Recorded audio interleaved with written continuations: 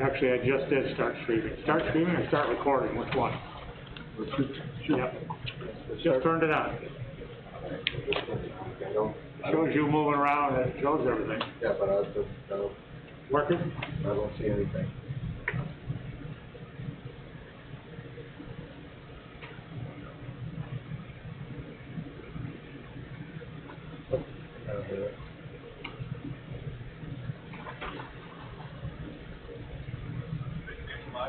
Cannot connect the video, Steve Jarvis, people are saying. I don't know, we don't see it yet.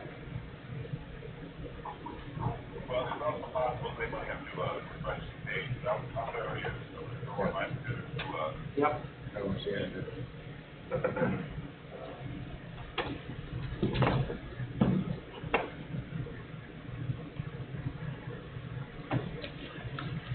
yeah, that's it. It appears to be, yeah, it appears to be live right now. I'm watching it.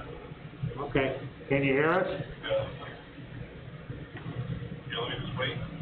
15 seconds. Yeah. Yeah, I can actually hear my own voice there, so you're live. Okay. Ready to go. Okay, thanks, Russ. I can get it time out, but I can say you're good to go right now. Okay, thanks. Yep.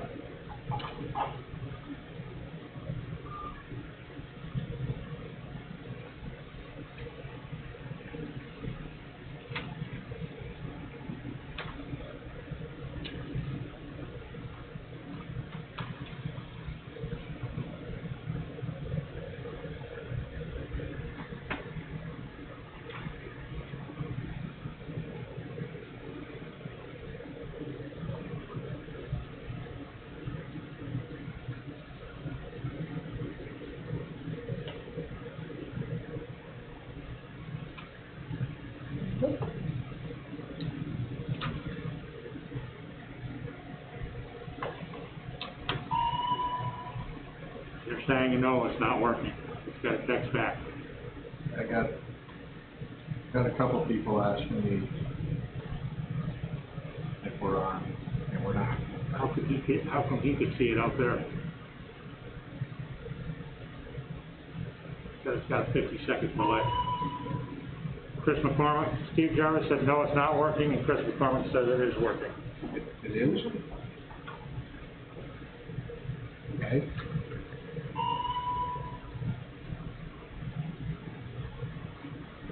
Pam McDowell, yes, it is working. Oh, okay.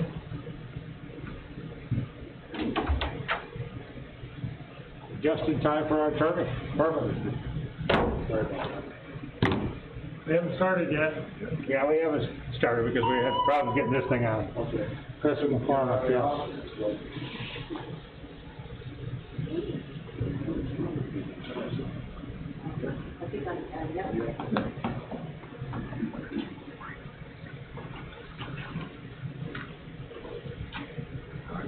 Yeah, I was taking your word for it, but I can't.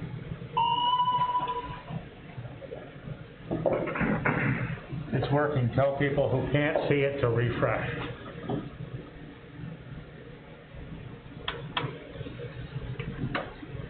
Just for anybody who's listening, we have not started the meeting yet. We had some problems with our system that I think we have ironed out, and it's working now. And we're waiting for our attorney. Is she ready? Says she's got it. Where'd you go? At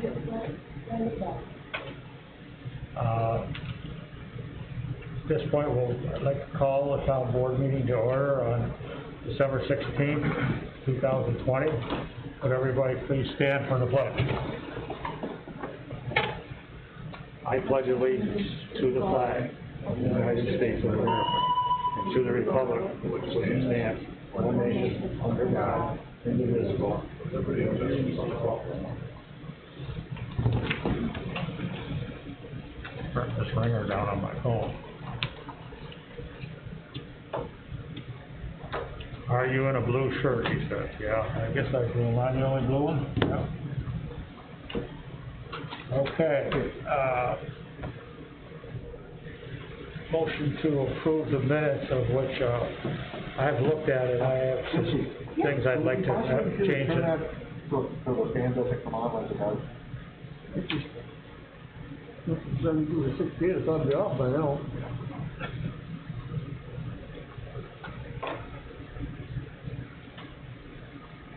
That takes a while. So, anyway, Cut off. I've looked, yeah, it takes a while for it, yeah. Which one of the minutes are you working on?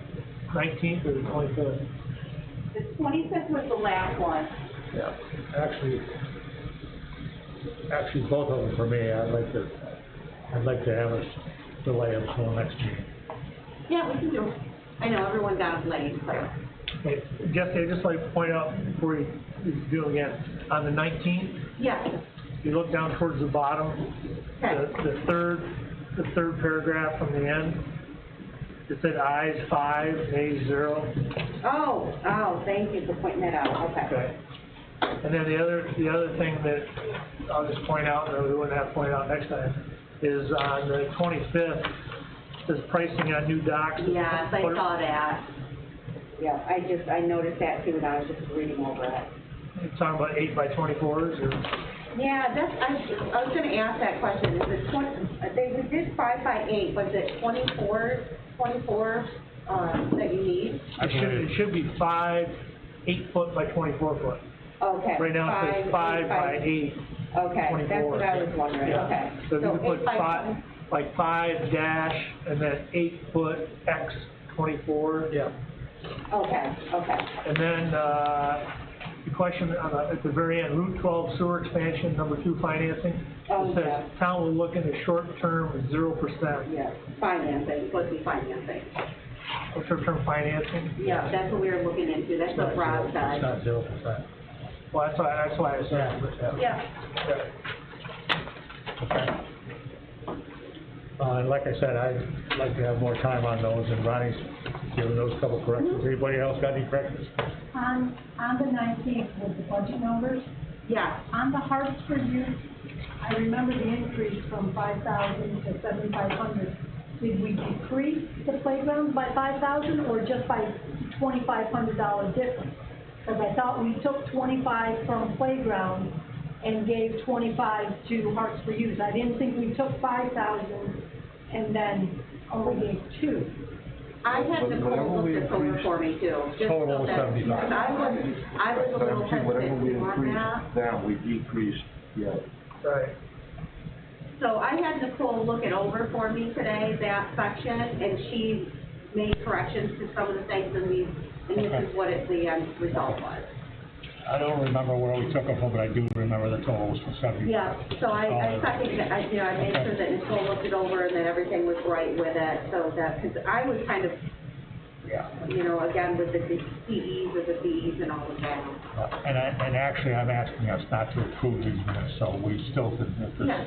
stuff with them. Yeah, but just so you know, I Yep. did talk to Nicole and have her look at it. Thank you.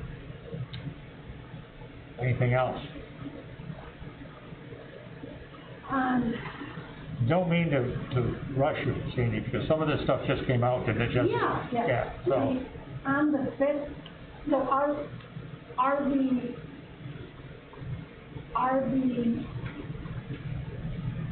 the nights that we had budget hearings, are those official minutes too? I'm assuming they are because. This is the one that's on air, that's why I put on there that Zoom meeting. Right. This was the Zoom meeting, and so I tried to really stay focused on what the questions were for the preliminary budget for 2021. There was a lot of talk about other things, which Ronnie would redirect you guys back to, that it was for the This one 2021. I'm good with. Is there gonna be another one for the 12th?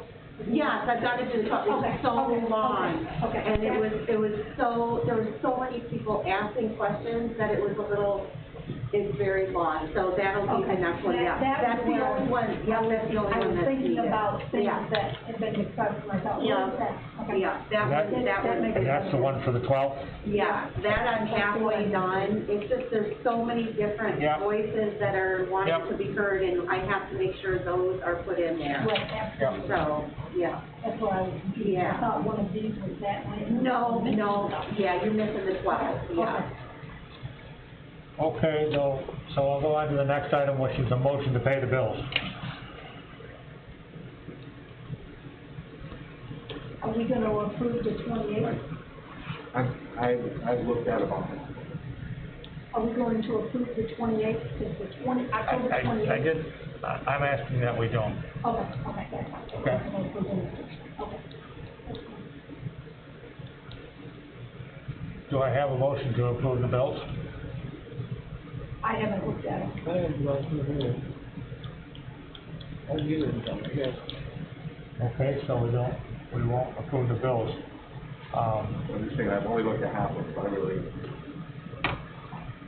I don't know how we're gonna do this, because I gotta think about this for a second, because I know Nicole is gonna wanna mail these checks, I know. because they're due.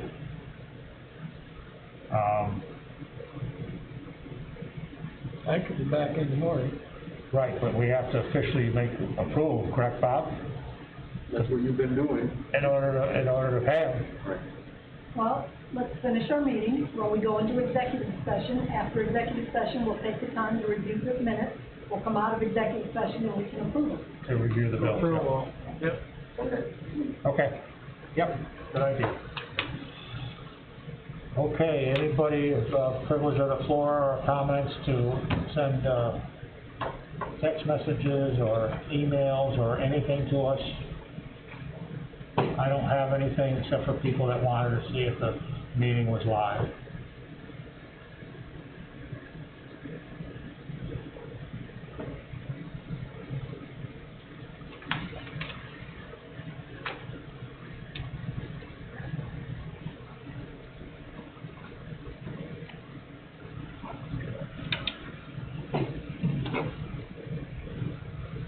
The video is distorted a little, like there might be dust on the camera.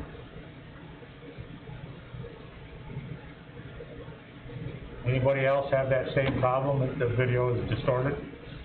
And the camera's where? We have two cameras. I believe that one that has a cover over the top of it is the one that's getting us. So which one is distorted, both of them? I don't know which one is distorted, and that one gets the pulse. Right. You're saying if somebody has one distorted, one not. Gotta fix that fan. Well, that, as you said, Ronnie, that takes a few minutes to get all the hot air out of the chamber.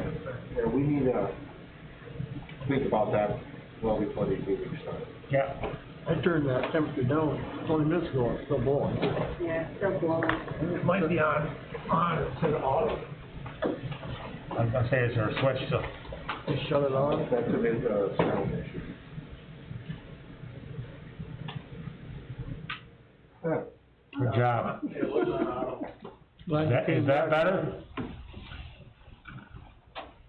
Brent, my picture is fine, not distorted at all. Okay, so it's not, Hard to read the number and email, both are distorted.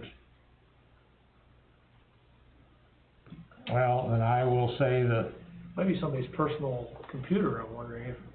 another person said, not distorted on mine. So just read off the phone numbers if they want us to call in.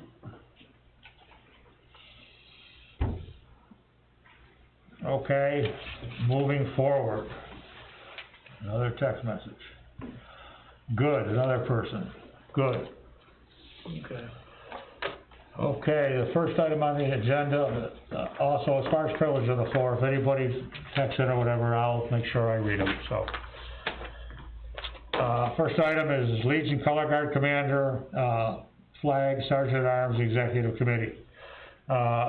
Had quite a few talks with Les Dollinger and Chucky Millett. Les Dollinger has written us a letter we'd like to read, and basically what it is saying is that Les has been in charge of the flags in Plessis, and the village, and Redwood, and in the town. Through the American Legion. I'm sorry? Through the American Legion.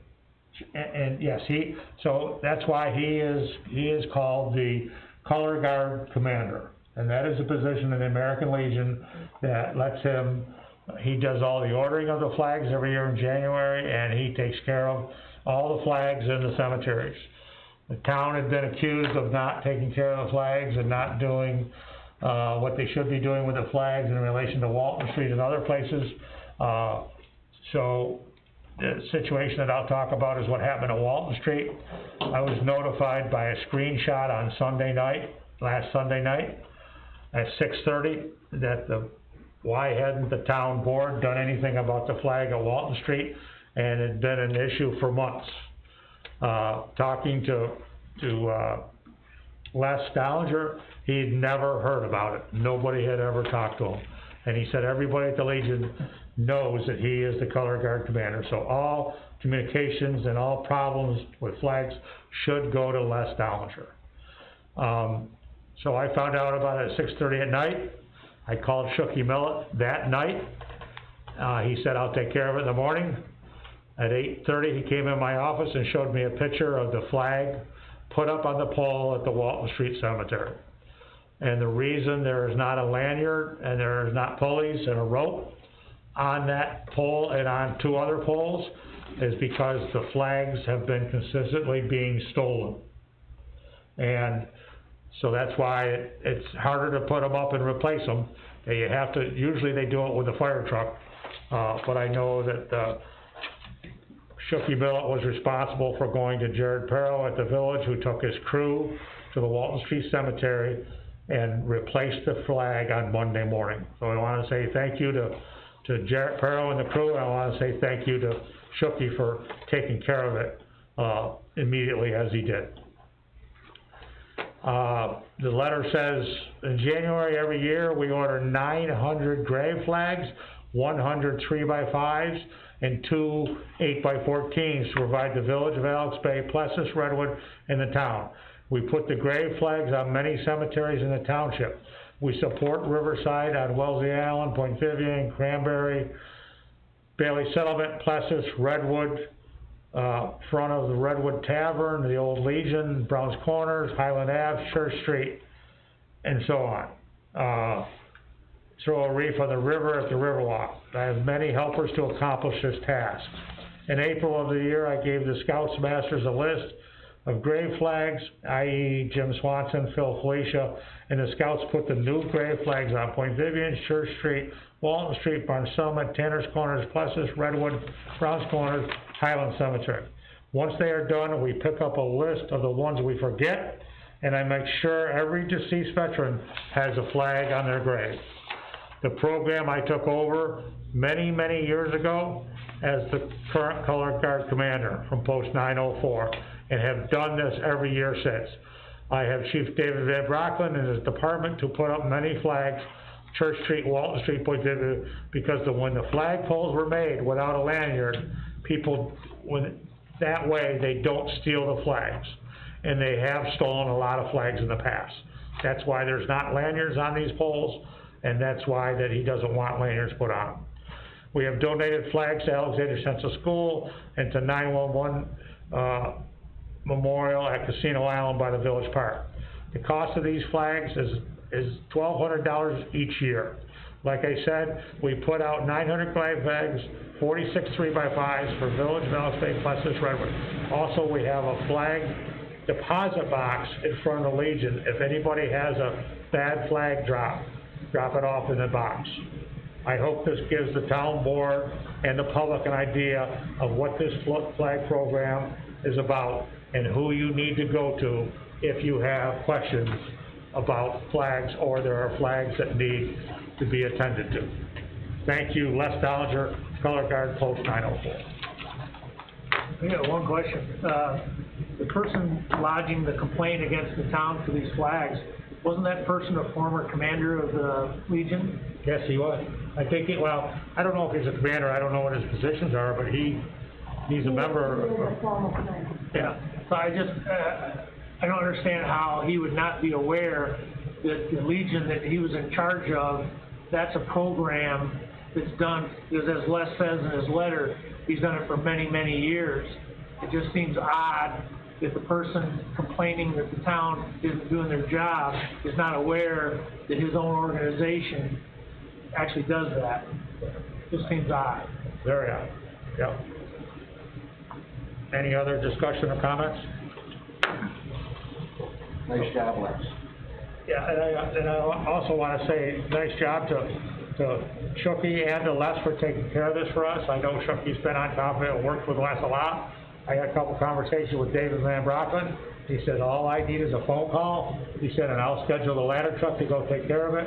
And we even have a town council member that comes by every now and then and replaces a flag at the town office building because it was torn last year. So, we're all, you know, keep an eye on these things, and Les is the man to contact.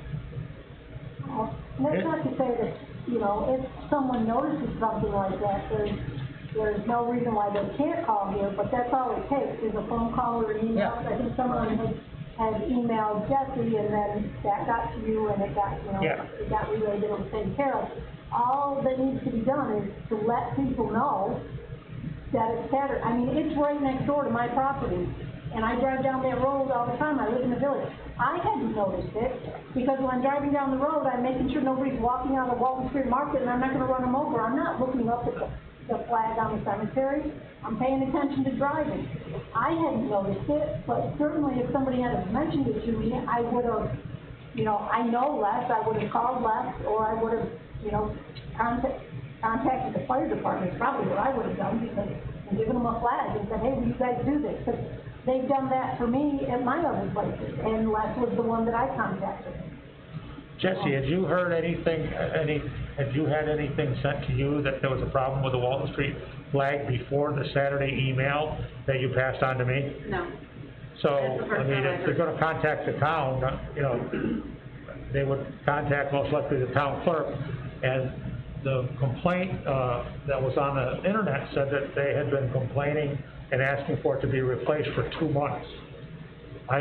That's the first. I never heard about it, you never heard about it, so, you know, like I said, Les Downinger even put his phone number as 778-9238 there, and if anybody has an issue with the flags or the maintenance of them, please contact Les, or you can call the town office.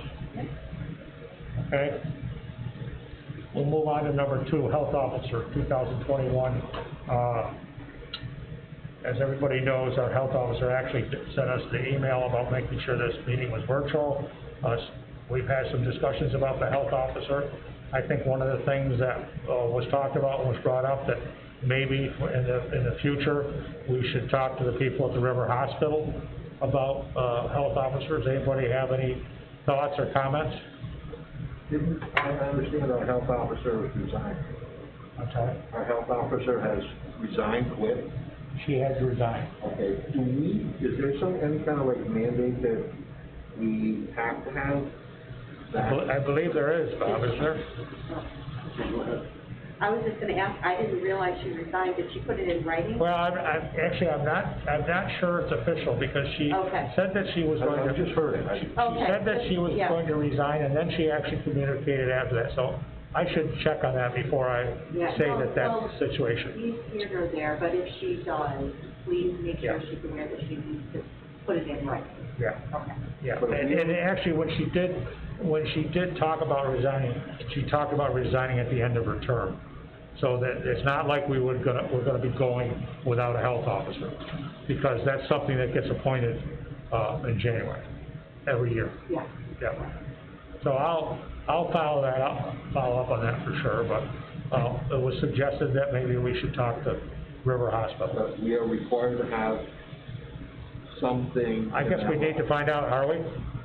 You're required, but what I believe, because Sandy Sutton was the health officer back when he was in office as the supervisor. I believe it's just solely someone that can just take care of that business. I don't believe it really has to do with a health professional per se, but that certainly is approved. I mean, it's a paid job, and if anybody can remember the number, I wanna say the check is $230 or something once a month. Yeah. It goes up in increments every time. And it should be in those bills, actually. I'm sure it is. Yeah. Because that was I'm just curious, you know, 'cause it's like one of the famous state unfunded mandates, you shall do these things, I mean, and then you gotta pay for it. maybe this is one of these things, Bob, that I can ask the Association of Towns, Sure. because in pretty much regular contact with them? Well, the only time it comes up for us is when you have a situation where you have a house or a structure that pretty obvious has health issues, or could have health issues, and that person Which we have already two. under our local law to do something about it. Which we have 2 of those houses right now. Right, you know, Yeah. we'll query whether, the last time we had an issue with rats and all that, we dealt with it under our, I want to make sure I get this right, we dealt with it under our unsafe buildings law. And one of the reasons we did that was so that we would assert the costs of the cleanup as against the property as tax. Whereas, when I read our other law, we dealt with the health officer, it doesn't contain that provision. It's something to think about. Yeah. So just so everybody knows, we have a house in Plessis and a house in, on Route 12 that we've been discussing. We've cited them, we've sent them the certified, citations, and they have not answered them.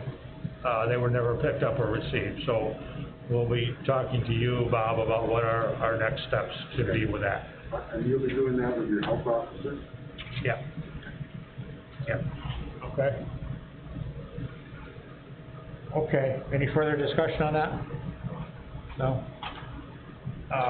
Number 3, Bonnie Castle Stables acquisition update. I'm still waiting for the completion of the environmental remediation. I put a call into the current owner, and I haven't heard from him, but I did hear from the engineer who would like to go back up and inspect the facility after it's been cleaned up. And that's kind of where we're at. A lot of taxpayers are asking what's going on with it, so I try to put it on the agenda every month to keep everybody updated. And I don't have a change from the last time. As I said the last time, I know they were up there working. My discussion with the owner, he had a crew up there working on the situations that were reported in the report. How long ago was it that you spoke to the owner? What's that? How long ago was it that you spoke to the owner? I'm gonna say 3 weeks. Yep. Okay? You haven't heard anything through your place, right, Bob? No. I know that Christine had sent them, an email or two, but that was a month ago, or more. It's after last meeting. Yep. Yeah. Next is a road name change request that everybody's got that in front of them. It's a road at Parker's Trailer Park, and I think that we can answer that one real quickly because that's not a town road, that's a private road. I don't think we have anything to do with private roads, or can have anything to do. I know I went through this with, when I lived out at Swan Hollow, and you go through the county, because it's part of the 911 system, and my recommendation to those people would be that they would want to go with the County Route 26 address, because when that number is real important is when there's an emergency. And like in my case, the name of the road was Quallen Drive, because the guy who owned the house named it after himself. And I asked the fireman, I said, if you got an emergency, you had to go to Quallen Drive, you know where that is? No clue. But they knew where Swan Hollow was, so we got it changed from Quallen Drive. So it'd be a similar thing. It was a private driveway, 1/4 of a mile long, and you could get a name for it. I would just suggest to these people, for safety reasons, to go with the Route 26, and it all goes through the county anyway. It's part of the county 911 system. And that's the same thing that I heard from one of the firemen, that they have had times that they have had calls, and the address, had no record of the address. Whether they went through Google Maps or whatever, they had no record of the address, and it was exactly what you're saying. It's just that much more of a reason to follow the recommendation and make sure it's a road that's... Well, no, it's only a driveway anyways, right? What's that? No, it's only a driveway anyways. Back and forth was a trailer park. Yeah. So you call it the trailer park, but Yeah. it's no different than your driveway or my driveway. Yeah. It's just a long driveway. Before, when there was a trailer park and there were multiple people back there, that's different. There's only one, just a driveway. And kind of like Ron, they named their driveway. Right. It's not a good idea, safety-wise. So I don't think we want to get involved in that, right? We have nothing to do with it. Right. The driveway. County Okay. 911. Well, Okay. if it was a town road, you had to ask me the question, when I did the research. Section 64 of the town law allows you to change the name of the town road. But you have to put the county on notice, and the clerk has some responsibilities when that's done. But I would agree, given the 911, the advent of 911, you really should have a 911 address. Yep. So that when you call 911, they actually have it in their system. Yep. Okay, I'll go on to the next one, number 5, meeting with Town of Teresa over the water rates and the billing. Nicole and I set up a meeting with the supervisor and the town clerk and Teresa. We're examining the water rates, the water agreements we have with them. Again, we're finding more water agreements and more things that have not been updated as they're supposed to be. So we are in the process of working on that. We had our rates raised by the Village of Alexandria Bay. So we went over and sat down with them, and we came up with a rate that we felt was suitable to the town of Alexandria, and talked to them about it. It was really a rate, like the Redwood rate plus 20% is what it ended up being. This is a small extension of the Redwood district that has four customers, 3 of them, and the town of Alexandria is actually a customer with a sewer plant. But they're an outside user. They're outside users, yep. So, we went to the new Redwood rate plus 20%, and they understood where we were coming from, and they were in agreement, and we're gonna ask Bob to update our ordinance and our billing after first of the year, and do whatever we have to do to make that go into effect. So they're gonna be outside users, so we don't have to have a public hearing to change their rate. That's what you had told me, that we don't have to go through the public hearing, we could just do what we have to do. Right. There was another issue with the billing that Mike Fayette found, and brought it to our attention, and the billing had not been correct, for a while, and we brought that, situation up to them, and they totally understood where we were coming from and how we felt that the billing was not correct, and they've taken care of that part of it, completely. They actually gave us a check today, so that goes to Redwood Water. So that's all taken care of. We talked a little bit about the capital charges, and we agreed that with the situation with the rate that they agreed to and that we're implementing this year, that we'd wait for a year and talk to them about capital charges next year. Rink update, Mike, do you have that? Yep. Okay, Terry Frank gave this to me earlier today. The rentals from November 30th to December 16th. Figure skaters, 15 hours. High school girls hockey, 12 hours. TI youth hockey, 16 hours. Canton Steel, 4 hours. We've had 6 hours of free public skating, 4 hours of free skate and shoot, 6 1/4 hours of learn to skate, 3 3/4 hours of a program that I think it's 3 members of the Watertown Wolves come up and skate with the kids from Alexandria Central. Bunch of drills rather. I understand they've been very, very popular and well done. And then Alexandria 7th and 8th graders 3 hours, and Tiny Tots 2 hours. And the other day Jerry had an issue with the Zamboni wouldn't start. He had to whack the starter a few times, and he was able to get it going. Got together with Jay Gaskin and Jamie Papin, and they replaced the starter on the Zamboni, and it's working well. And as we were speaking earlier, Taylor Hudon has begun work at the ring, and working out real well.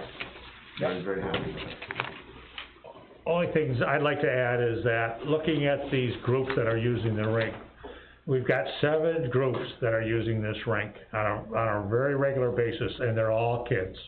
They're all youth. there's been some talk about that we should close the rink and we should shut it down, and it's losing tons of money and so on and so forth. And I think one of the things that this board felt right from the very beginning was that we were gonna open the rink, and we're gonna open it because of the youth, because there's not a real lot that these kids are able to do today, outside or exercise or whatever. And Jerry's being very strict on following the New York State regulations and guidelines. He has a contact list that he has everybody who comes into that building is required to fill out.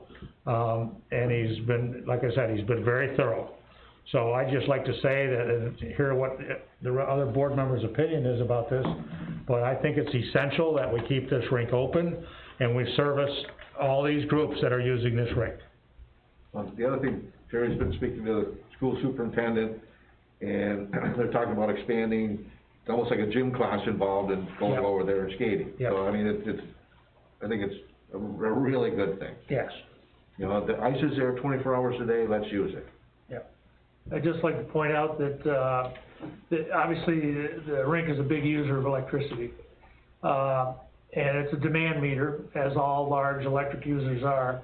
And because Jerry didn't start the compressors up until after the meter was read, our bill for September until the 20th of September to the 20th of October was basically zero, because we have solar panels up on the roof which create a credit. So we actually went into this last billing period with a $113 credit balance on our rink bill. The rink bill for October 20th to November 18th, the total electric usage was down 21% from the year before. And so we used up the $113 credit, which was generated by the solar panels, and we had to pay a little over $1,800 in electricity. So for that entire 30-day period. So to answer your question, for the kids, it is a great thing for our kids to do it. And as you can see, most all of the usage is the kids. And as far as from an expense standpoint, there's always going to be an expense, but I think it's being handled as well as it can be handled with a 21% decrease, plus the fact that the October bill, because there was some criticism that we didn't open the bill up earlier, or we didn't open the rink up earlier. And if we had, the way the demand bill works, if we had started those compressors on the 19th of October and they read the meter on the 20th of October, you paid the demand for the entire 30-day period, which goes back to November 20th. That didn't happen because Jerry held off until after the 20th of October. So personally, I'm all in favor of the rink staying open, using as much coordinated manpower from the water and sewer districts, which is going on at the present time, and Jerry continuing to be cognizant of the electric usage and try to keep that, because that's one of our big bills. Yeah, that was the other thing I was gonna say, is that, you know, JB's working down there a couple days a week, doing some work in the morning, some flooding and some ice maintenance. Jerry's been, you know, in the beginning when we started up and we didn't have any extra help, you know, Jerry had a lot of hours. I believe he has it completely under control now. Thank God we got Taylor to work down there, and she's doing everything that Jerry does. She's doing the cleaning, she's running the Zamboni, she's capable of the whole deal. And you know, it's helped a lot with our payroll, and we'll just keep going along at where we're at. Everybody's in favor of that. The other thing too is, the low temperatures we've been having now for like a few days, that's actually helps with our compressors, because they don't have to work anywhere near as much. Yep. So Okay. So I'll move on to number 7, and this is just something I wanted to get together with the attorney, if the board is okay, and we kind of I think we need to draft up a letter about our situation that happened with those docks, and what we're looking for. He's offered to do a type of settlement with us on it, and we've got some prices on other docks, and I'd like to get together with Bob and put a plan together and bring it back to the board, and you guys feel free to, and Sandy, to give us any advice about what you wanna do and where you wanna go. But I wanted to get some prices first to see what it's gonna cost us to make this happen again. Any discussion on it? No? Okay.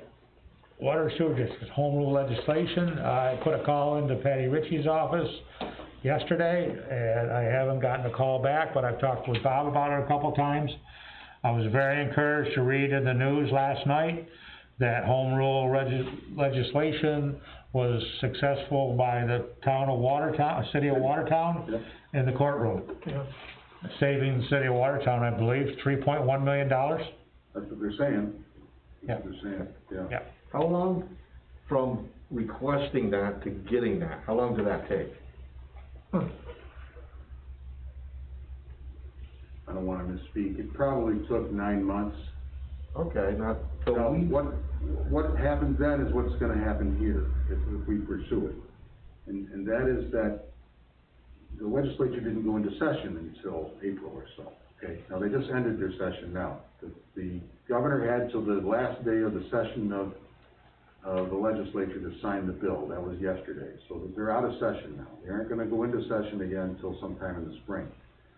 Between now and then, the town needs to ask, our state senator to ask the Senate Bill Drafting Office to contact me, and we can work on coming up with a language for the bill, which is what we did in the city. We worked on the language. Then once they settle the language, then it will be introduced in each house of the legislature, but then we have to make a specific formal request for home rule.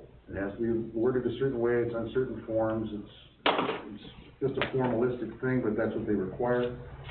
And then they're authorized to go ahead and have the vote. And as you know, for the city's bill, there were only 2 no votes in the assembly, and it was a unanimous yes in the Senate. Those are pretty nice odds. Then we engaged in quite a war of words with the Office of Court Administration. They wrote a letter to the governor's office asking him to veto it. And so I wrote kind of a barn burner back to the governor asking him to sign it. And then just recently the city council adopted a resolution knowing it was getting close, asking the governor to go ahead and sign it. And then, but this was constant pressure applied by the assembly representative, who's also the representative up here, he's the river representative, and the state senator to encourage the governor to sign the bill. So that's the process. It takes 9 months or so, and you have to be diligent and, and push for it. Now, what we have done is we have written, and I know Brent has signed the letter off to the woman who's handling our corrective action plan for the Office of Comptroller, advising her that and I think we sent her also a copy of the resolution that the town board had adopted, saying, look, we're trying to address the issues, but we can't do anything unless we are authorized by the state legislature by home rule to fix the problem. It's easy for me to say, but it's not really a particularly controversial issue. I don't see how the legislature would really care. They give you special permission to now consider whether you want to have ad valorem tax, or you want to have a benefit assessment assessed for properties that don't hook up, okay, or in addition to, their rates that they do hook up, as a way of offsetting your capital and O&M charges. So, This was also something that was recommended to Mr. Sly and I by the legal department for the New York State Comptroller as we talked to him, because we kept coming up with, we trying to find a way to take care of these other charges that we needed to charge. And they told us we only had a couple options, and one of the options didn't work or wouldn't fit because it has to be equal to what was in the formation documents when these things were formed.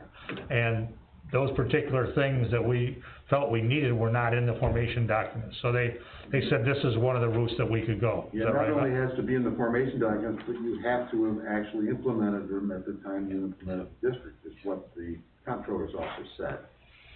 And as everybody knows, we have a really big problem with the vacant parcels.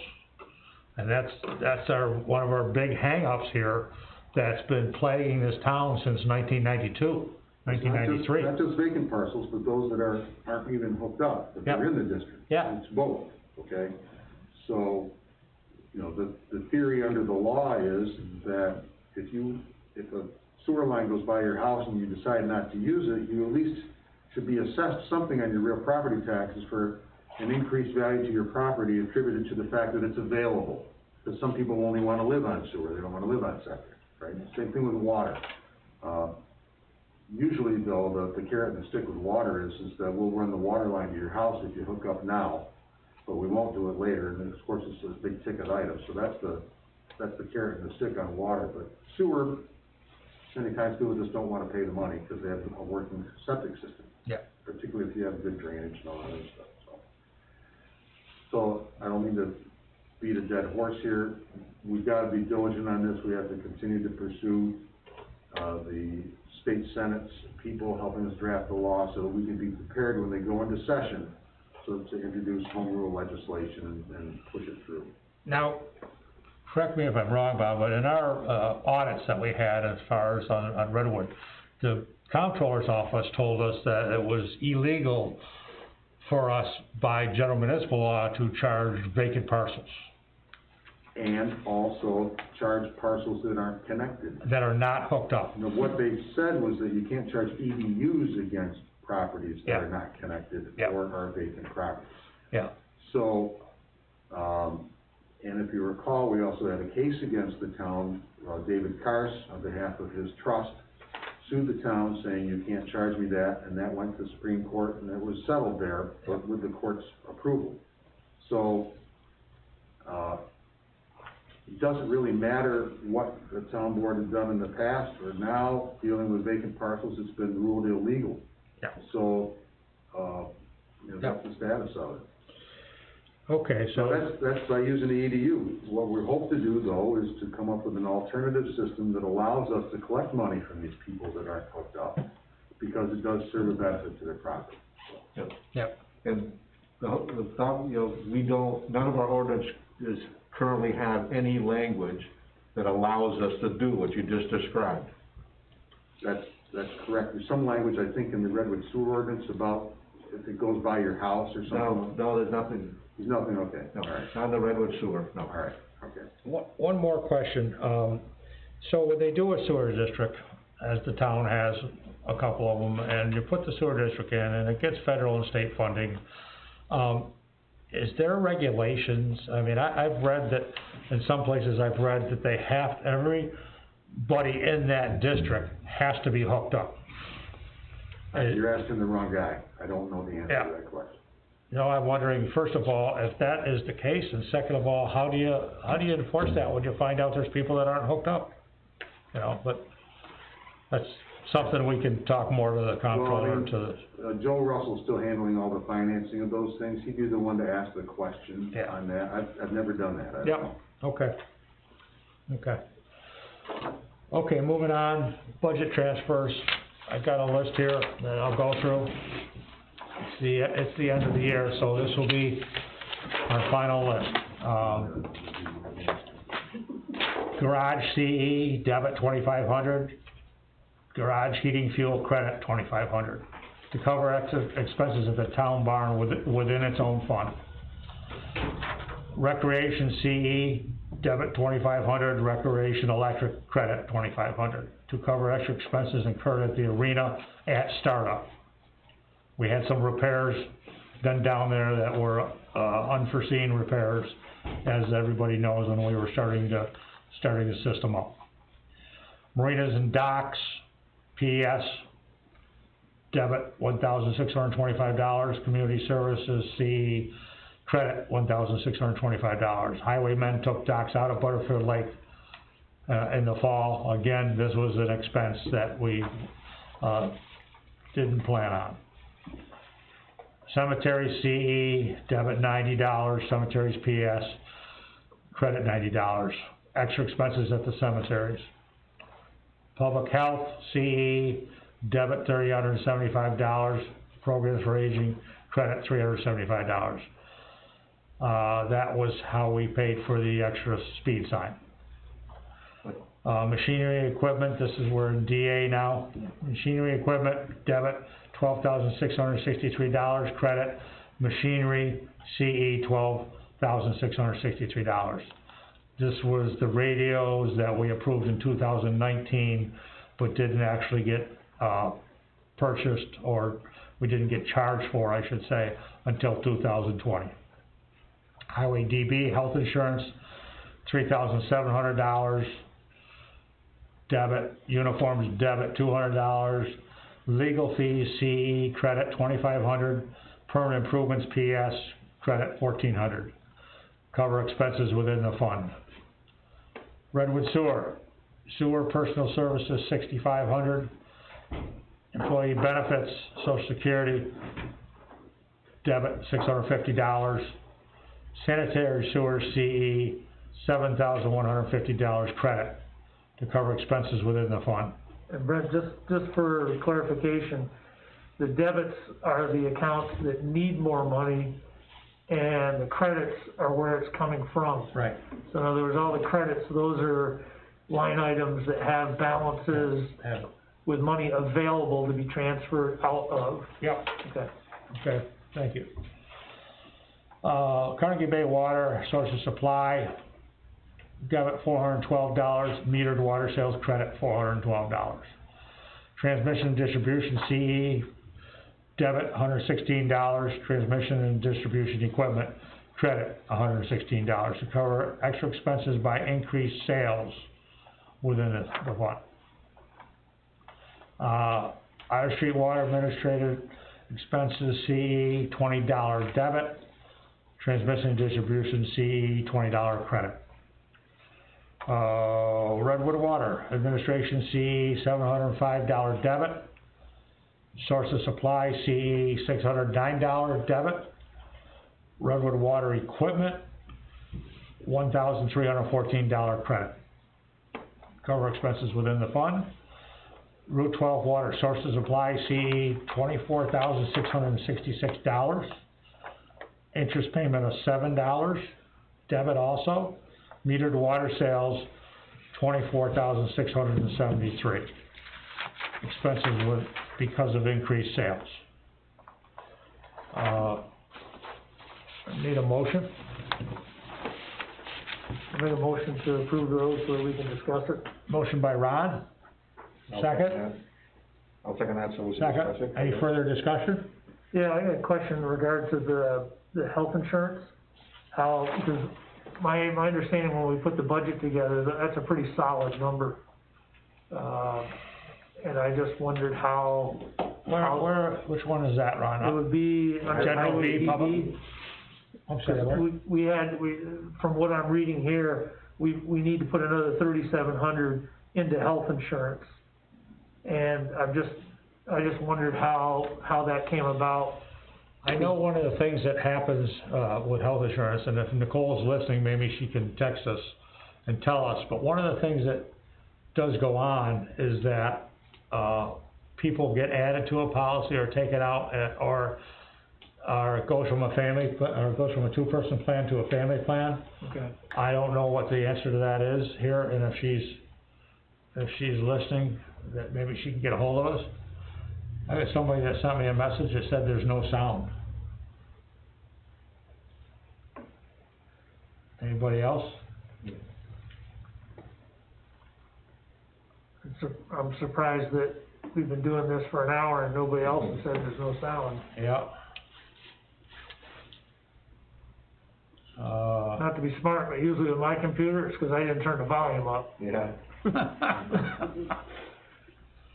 I've got 5 or 6 people that are watching this that have commented on the video and everything else, and I have one person that says, and Steve Jarvis just texted me and says, great sound. Okay. Okay. I have audio and video, Judy Fulmer. Okay? Pam McDowell, there's definitely sound. Okay, so I guess we got sound. Move on. Okay, so we had a motion and a second, and I interrupted that. Any further discussion on this, Ronnie? We're answering your question. Yeah, that would make sense, if somebody went from one type of plan to another that's unforeseen, and, You want me to call Nicole? no, that's fine. Okay. Well, we're just talking about things, I don't quite understand, you know, the explanation, at least for Redwood water, or Route 12 water, anyways. The explanation for this, having to do this budget transfer is to cover extra expenses caused by increased sales. Right. So, we're getting, increased sales, it would seem to me that's increased revenue. Right, well, that's what the SW 2140 is. So it says to cover extra expenses. Right, because increased sales means increased purchases from the village of Alexandria Bay. Okay. So what you got is the 24,673. Okay, now, okay, I got you now, okay, 'cause Yeah. this didn't register. Which is the same thing that happened up in Carnegie Bay, where on a lot Right. smaller scale. That's what I was gonna say, I was gonna. Increased sales. Okay, okay, I get it now. Yep. Which as I was reading it, I was thinking, that's a good thing. That's a pleasant problem. Yeah, Yeah, yep. Yeah. I have a question on the machinery, so are these the radios that are in the truck? Yes. Are they being used? Are they new? Are they being used? If any of the highway guys are listening, or Mike, they could maybe, tell us what the thoughts are on that. I know we've got Why did it take so long to get built?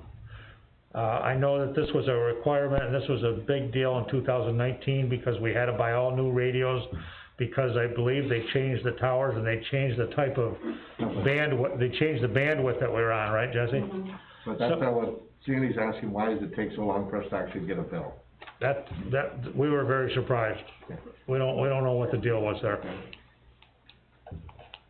Because I can remember when this bill came into Nicole, I'm gonna say 2, 3, 4 weeks ago, and she said she didn't know anything about it. She thought it was taken care of in 2019, and it wasn't. So I don't know what the reason. We're sure it was, we're positive we didn't get a bill in 2019. No, I'm not gonna say I'm positive. And that would even be worse. Yeah. Okay, because they've been waiting for the county to clear up issues before the company can program the radios. Okay. So, which makes me wonder, so we bought these radios, we paid for them, and we're not using them because there's obviously issues. Who's So that maybe from? maybe that's why we Chris didn't get McCormick. billed for them, is So that because they're- the programming wasn't right, and maybe now they're programmed in. So they're not using them now? I'm just saying, awaiting county to clear up issues before the company can program the radios. Just a second here. We are currently using them at short range. They will not reach across the town until proper programming. Is that included in the price we paid for this? I don't know, but I wish I knew that before we paid the bill. Yeah, exactly. I mean, why would you pay a bill, or why should you pay a bill for something that you spent that kind of money on that's not working properly?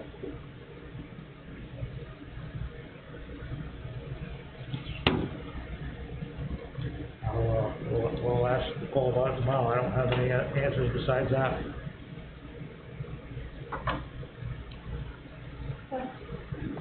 I wonder how long we've had those radios and we've been using them at short range. You don't even go across our town. That's very far. They usually bounce off towers. Right, they must have not communicated with the towers. Because I know those, in the States, the ones I had bounced off, county towers, and we actually piggybacked down the fire power. Well, that was services. a big part of this thing was new towers that the county took care of. It's funny, we haven't heard before this, they weren't working. They have additional things on them. and What's that? It seems funny to me that we haven't heard before this, they weren't working right. Yeah, I agree.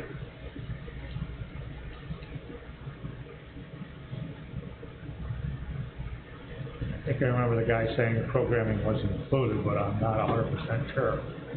Yeah, it'd be nice to make sure we don't have any additional charges Yeah. to make something work that we've paid all that money for.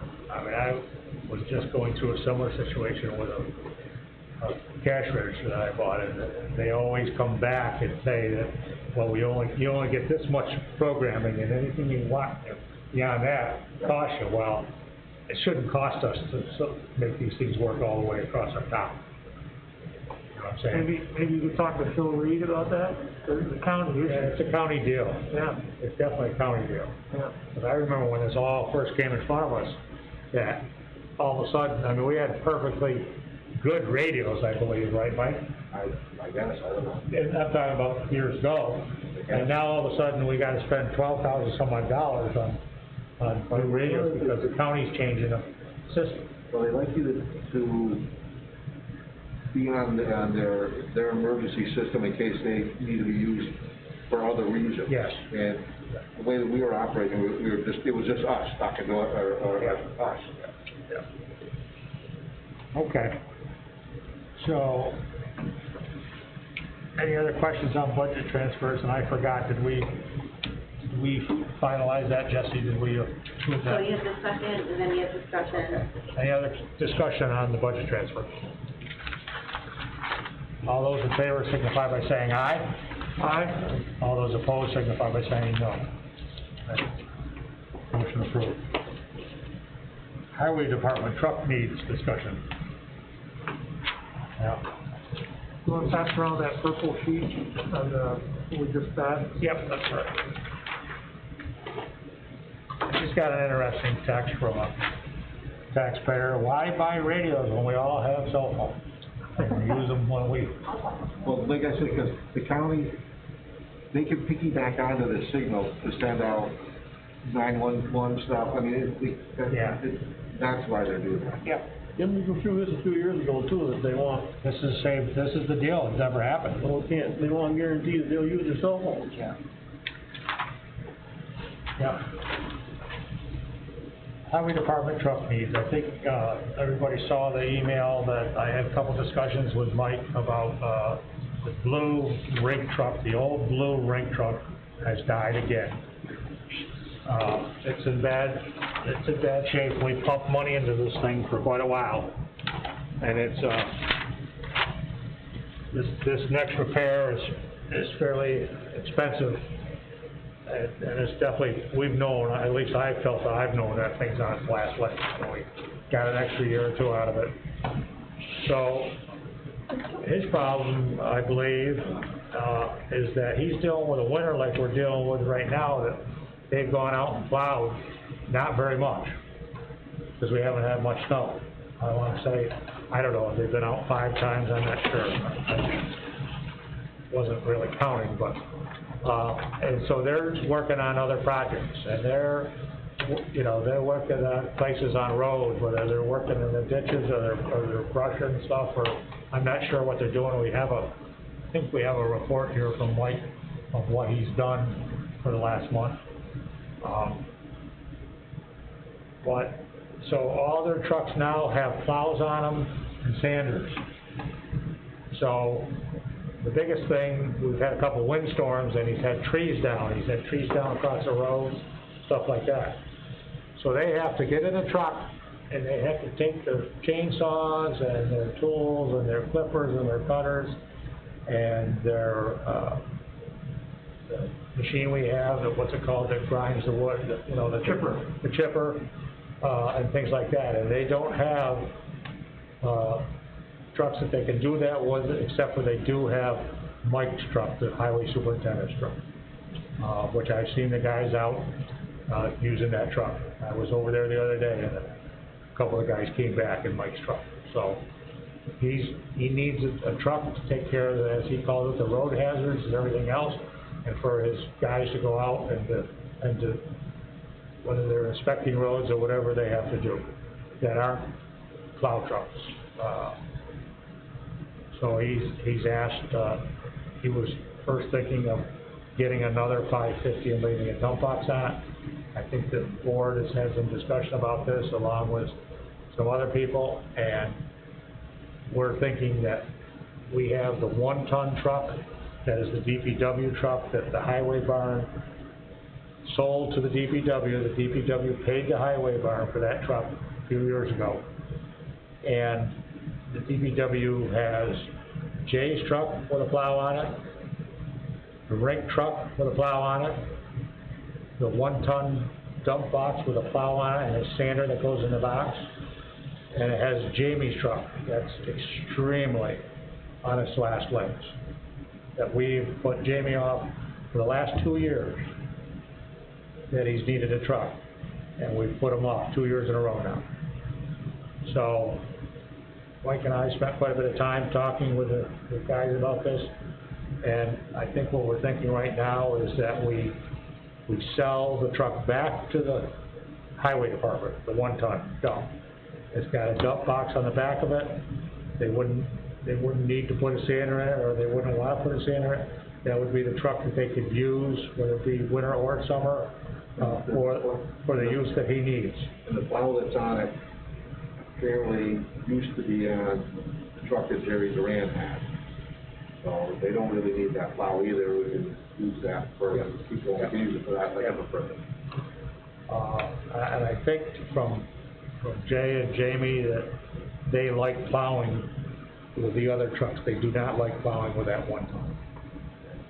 It's hard as far as backing up is concerned. And the thing is, these guys aren't plowing roads. These guys are plowing parking lots. They're plowing this lot, they're plowing the rink lot, they're plowing the transfer site, they're plowing all of our pump stations. They're plowing somewhat smaller areas and they're not driving straight down the road. So backing up is a big issue. So Mike, I'll let you take it from here about what we talked about. We're talking about selling them the 1-ton. But the way I look at it, the function issue is, the highway guys need a people mover, and it's something with a dump box, okay, but that would fit the bill. But the DPW needs are far more modest things, but they have to be able to move their equipment trailer, and more than that is we have this weed harvester bolt that requires at least a 3/4 ton truck to pull. And granted, it's going to be only bringing from various locations within the town, only when needed, but it's still something that requires a 3/4 ton. So at least what I was thinking wise is we would just, I don't say strip that truck, the 1-ton, but take the plow off, because we can use the plow. And we need, and also with, like you mentioned before, Jamie's truck is just garbage. It's just definitely, we put money into it, we probably shouldn't have put money into it, it's gotten to that point. But if we can replace his truck with a 3/4 ton truck, we take the plow that's currently on the 1-ton, we stick it on his, then we get that use back for the DPW. Earlier today, we were talking to Jamie, he got onto Auctions International and actually found a truck that was not a brand new truck. I think it was 2015. Yeah, it wasn't that old. It only had like about 30,000 miles on it. 32,000 miles, yep. It would fit the bill. So financially wise, we would get whatever the value of that 1-ton truck is. That money would go from the highway department to the DPW. The sander really can't fit in the back of a 3/4 ton truck, so we would sell that as well, and take whatever that money that we would generate from that and buy this 3/4 ton truck. And our whole discussion here has gone in the direction that Mike's explaining, because it's all tied to money, and it's all tied to our budget. We don't have it in our budget to buy the highway barn a new truck, or buy anybody a new truck. We don't have it in our budget. If we do it the way that Mike's talking about, we could pretty much come close to breaking even and not spending any town money by selling the truck from one department to the other, because that department bought that truck previously before. We've gotten some values on the internet of what that truck's worth, and that truck is worth between $32,000 and $37,000, according to Blue Book. And then the sander and so on. So I don't know that do we want to make a final decision on this tonight? which obviously we're in the middle of winter, and Mike's dealing with his guys over there that, I mean, I saw them, they're taking the F-550s out to do things they have to do. But, I mean, they gotta go to the Napa store, or they gotta go to whatever. They're taking a plow truck with a sander and a plow in the back. I mean, maybe they're unhooking the plow because we haven't had snow, but. I would hesitate on, breaking down the 1 ton and sending to the highway department until, the DPW gets a replacement truck. But the minute that happens, that's what we should do. So as soon as we can seal a deal on a replacement truck for the water truck, then I would immediately transfer that over there. The 1-ton truck, how, on a normal monthly basis, who uses it, and how much, the 1-ton? Not very much. Not very much. It gets used probably more in the summertime when they're doing the cemetery. It's up in the wintertime, it's basically used for plowing and. See, we used to tow the trailer with it that had the mowers and all that in it. Right. But after the front of the trailer got dented about 4 times, we learned that that wasn't the truck to tow it with. So all this year, they towed the big trailer with the ring truck and never had a problem. The highway guys could make better use of that truck. If we get another truck for the highway department, now we're gonna have 2 trucks that aren't gonna get used much. Because in other words, what I'm understanding, the highway department has a need, but it's like when a windstorm, different things, which happens sporadically. So, You're right. right, so what you're talking about makes all the sense in the world. And, I mean, those guys have to go get parts. They got projects over there, things that they're working on, they gotta go get parts. Well, this extra truck for them will primarily be useful in the wintertime. Because in the summertime, 1-ton trucks that they have plows and sanders on, no longer have plows and sanders on. But I mean, so. But it fits with the DPW need, which is mostly summer. Yeah. I'm just saying, so, But- instead of having 2 semi-used vehicles, one that's being used more in the winter because the highway department has a use for it, and then the DPW has a use for it in the summertime, makes a lot more sense than having 2 partial trucks. Yep. So we need some kind of motion to go ahead and look into buying a used truck with 30,000 miles, something along that line, or? I mean, this truck that we found was the town of Mexico. Right. Had a plow on it, had 32,000 miles on it, was $25,000. Yep.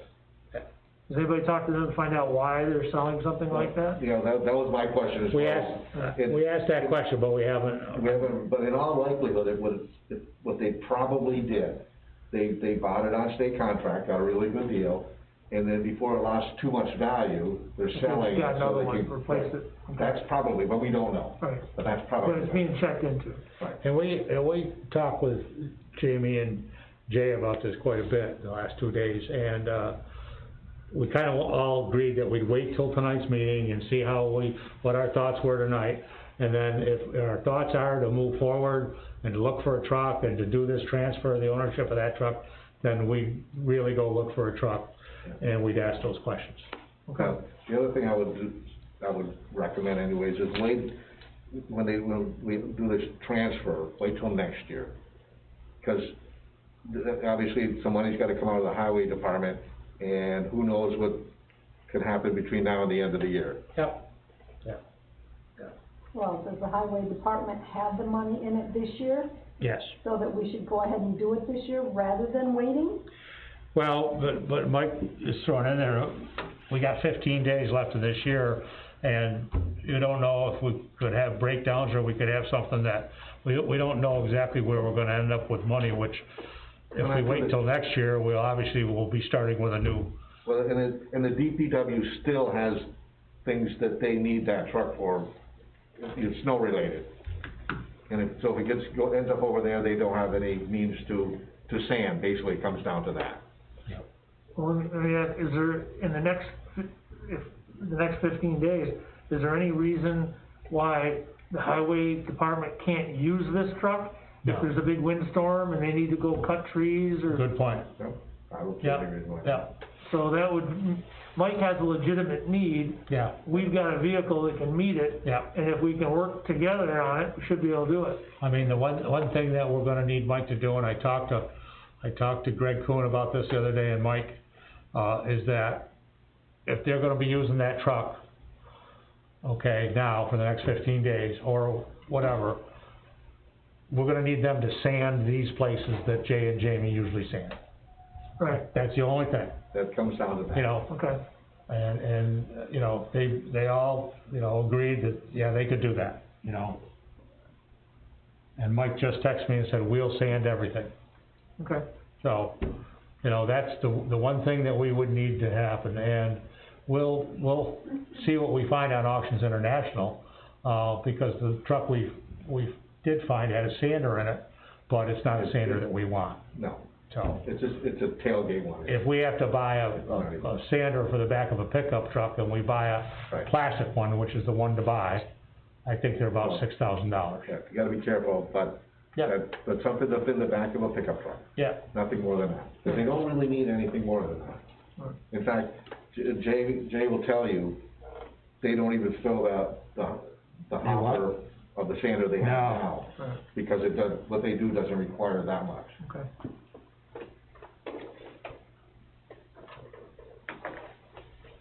yeah. But then we're also, I mean, we just, you know, Jamie did, you know, found this truck on Auctions International. We're also checking with Caprera's and everybody else to make sure that there might be a better deal out there. Yeah. Yeah, definitely wanted to go to the local people. Yep. So, we'll let those guys use that truck for now, everybody, you know, okay with that the Highway Barn use that truck. I think that truck has got a sander in it now, so they're almost in the same boat as they're in. Yep. Because they can't use the back of it. But we could also take the sander out of it pretty easily. And one of the things that I talked about is if we do take the sander out of it, they've got trucks that they can sand this with, you know, they've Well, got. Mike said they'd sand everything, so Yep. it sounds like the first thing they should do is get the sander out of the back of it, and then it's ready Yeah. to take care of those emergencies. As long as Which we talked to. they did previously, it can be taken care of by somebody else. Right. Yeah, which we talked to them about, because we'd like to take the sander, we'd like to leave the sander at the sewer plant and the area there that they can put it, where it's, And we could yeah. sell it and use that money towards a replacement vehicle. Okay? So, take a motion to let the Highway Barn, use that truck, and we'll work on what we're trying to do here. Okay? I'll make that motion. Motion by Mike, second by Ron. Any more discussion?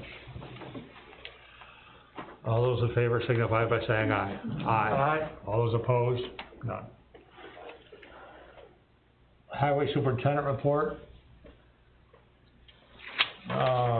Where is, anybody have a copy of that? Is that the email? Yeah. It looks like this, Yeah, it's really, really tiny. upper left corner. Yeah, That's from Mike? Mark number 11. it's really small. Wow. Yeah. I respectfully have to decline attending the board meeting. I have some personal issues. Earlier the men spent 2 days at Fort Virginia Cemetery, cutting and cleaning up down trees from a strong wind. Greg, Bobby, Zach have been rebuilding the front cowling on the dozer as a large log rolled over the blade across the front of it. Jim and Maverick are rewiring the starter and the ignition system on the dozer as well. All our trucks are equipped for winter, and we have been out several times already. During our budget meeting, I requested a replacement plow for the truck 229, one of the F-550s. The plow was purchased by Dave Bain and has been on several trucks since then. We use the two F-550s extensively, and we feel this plow has served as well. A replacement plow will cost $6,200 installed on state bid. I would like your permission to proceed in purchasing the plow for the winter. As you know, we have retired the old rink truck. There's great need this time of year for another vehicle for carrying manpower and to move equipment during a windstorm or washout situation. There's still brush and limbs that still need to be cut and chipped. The vehicle is needed to haul our chipper, carry men, saws, signs. There are several options on the table that Brent and I are aware of. Thank you very much for your consideration. So, that's his report. I think we took care of the deal. Well, the one thing we have to do is the plow. I don't remember that discussion. Yeah, I'm not sure, but I remember discussion about obviously it's a piece of equipment and it's, I remember he's got money in his budget. about a trailer, and Yeah. we talked about that, and I think we budgeted that, and then there was discussion on an excavator, but I don't remember anything on a plow. Yeah. So the plow's broken? No, he talked about the plow was the plow that David Bain purchased a long time ago, and, by the sounds of this, he's saying it's worn or we've had it a long time. $6,200, state bid. Is the plow we're gonna take off, is it worth anything? I don't know.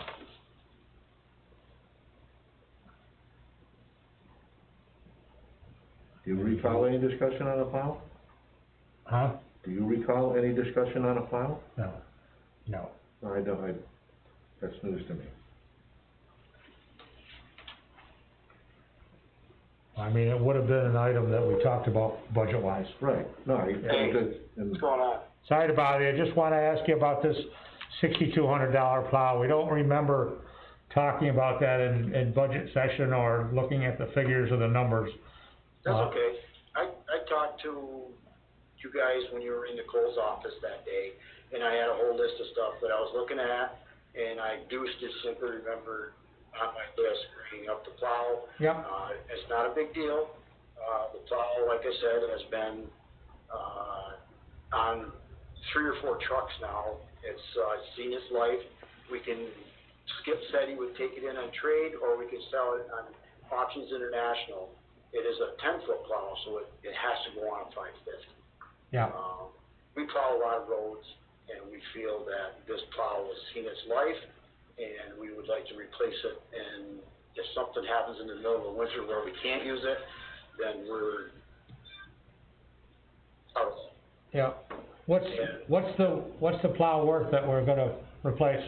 I can't answer that, Brent. I just got a price on the other one. We'll put it out to bid for the people in town if we want to, or we can put it on Auctions International, or I can see what Skip would give us for trade-in. Yeah. And as far as the stainless sander that's on the 350, the dump, that would go in the back of an F-250 or F-350. That's what that's. Cause we were told that it wouldn't, it's too big. I don't believe so. Or too heavy. We can check that out. No, Jay's got an F-350 up there. If you bought Jamie, if you decide, you could buy an F-250 or F-350 basic truck for around $29,000 or $30,000. That's brand new. 29,000, we state bid. 29 or 30,000. The village just bought one. Yeah, so my suggestion is, why would you buy a 2015 for $25,000? Yeah. Doesn't make Well, sense. yeah, but You don't need a plow on it. you can't compare 25 to 29, Mike, because when you put the plow on the $29,000 truck, you put about a $6,000 or $7,000 plow on it. Yeah, All the that's harvesters. strictly your decisions. I'm not involved in that. Yeah.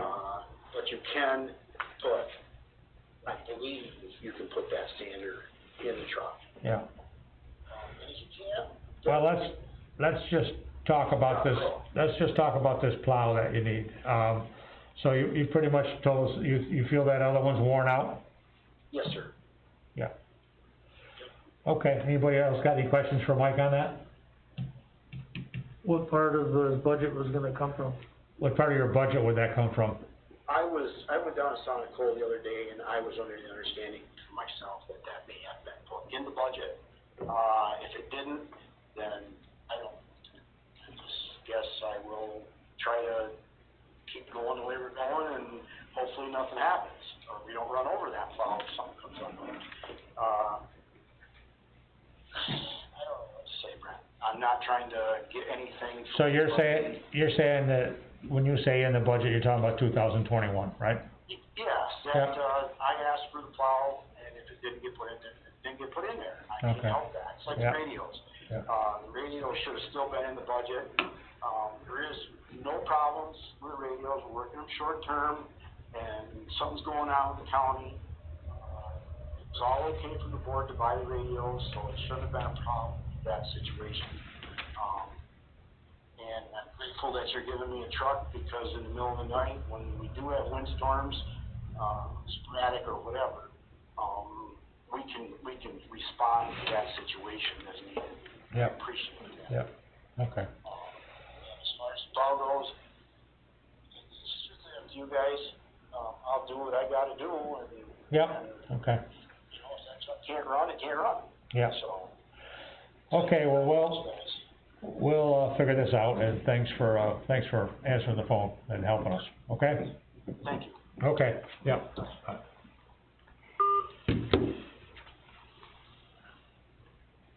Well, it's his budget. He came into the budget meeting, he did have a list. I don't know that I remember every single thing that was on the list. I don't remember And I that guess at all. the key is that You talking 2021 or 2020? 2021. Okay. And the key to that would be is, did Nicole put that, is that in the budget? Well, If that's in the budget, then it shouldn't be a question, There you go. right? All right, we need to be coming up at the meeting. I mean, That's And a that- question for her, so if it's in the Right. budget, then fine, but I don't recall that. I just remember the trailer and the excavator. remember when I was discussing, and this is just compared to the school, okay? The school budget, you have a line item, the left page is detail, right page is the number.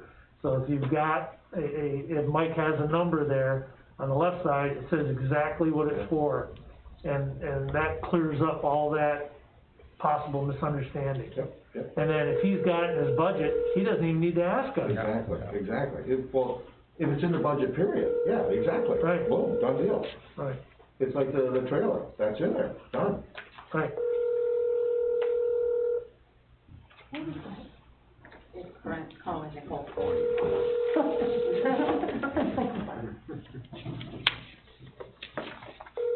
Your call has been forwarded to an Well, they don't have, I guess we could say that if it's in the budget, yes, and It's in the budget, it doesn't need to even come in Right. front of us, yeah.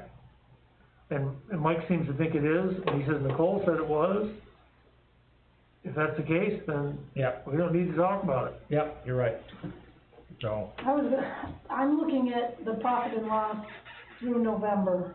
And maybe Ronnie, you're much better at this than I am. If you go to page 5, Right, there's balances there, it there's no looks like way there's plenty of money, so for there's, into this year, that's why I asked whether it was 2021 or 2020. right, Cause it seems like there's gonna be monies left over in 2020 Yeah. that could be used for that. But if it's a line item that's already been approved in 2021, yeah, I don't honestly remember it in 2021 when we were sitting back there on his sheet of stuff, but there's money, it appears that there is money left in 2020, so why wouldn't we say go ahead and do it now? yep. Because he's got the bid, Mhm. and I don't know all you guys' truck numbers yet, so and these 550s and 350s, that doesn't mean shit to me. Is it red, green, blue? I don't know, sorry. That is not my lane at all. But is he referring to the big trucks, like okay, what kind of plow is he talking about? It's a directional plow. it's a 10-foot, it's like Yeah. a normal one you'd see, like. One on the pickup truck? Yeah. Okay, that I understand. Well, yeah, but like with Sandy, like on page 5 and page 6, I mean, and I'm not sure exact, like machinery CE. Now, I know PS is salaries, Right. and CE, I'm not, that's a contractual expense, I guess, but if you look at the top of page 6, under DA, machinery CE, there's $66,000 left in there. And then if you look,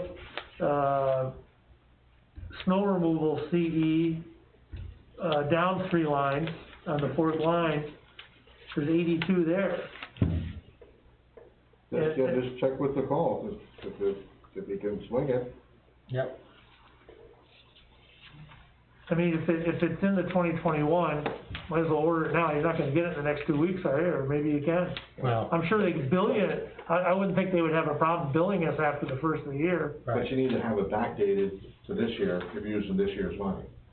If yeah, well, she could, what's the word for it? Basically, it'd be like putting it into your accounts payable. yeah, County has a different name for it. encumber it. Encumber it, Yeah. right, yeah. So you encumber it with 2020 money, Yeah. and if we, then we get it when we get it. Okay, so realistically, I think what we're saying here, if I'm hearing this right, is that we don't need to take action on it. If it's in the budget, you can buy it anyways. If it's specifically in the 2021, That's different, but if there's money available in 2020, I guess the question is, do we just, but 2021, if there's no money there, then that's a whole other can of worms. right, but right now, I mean, this is through November 30th.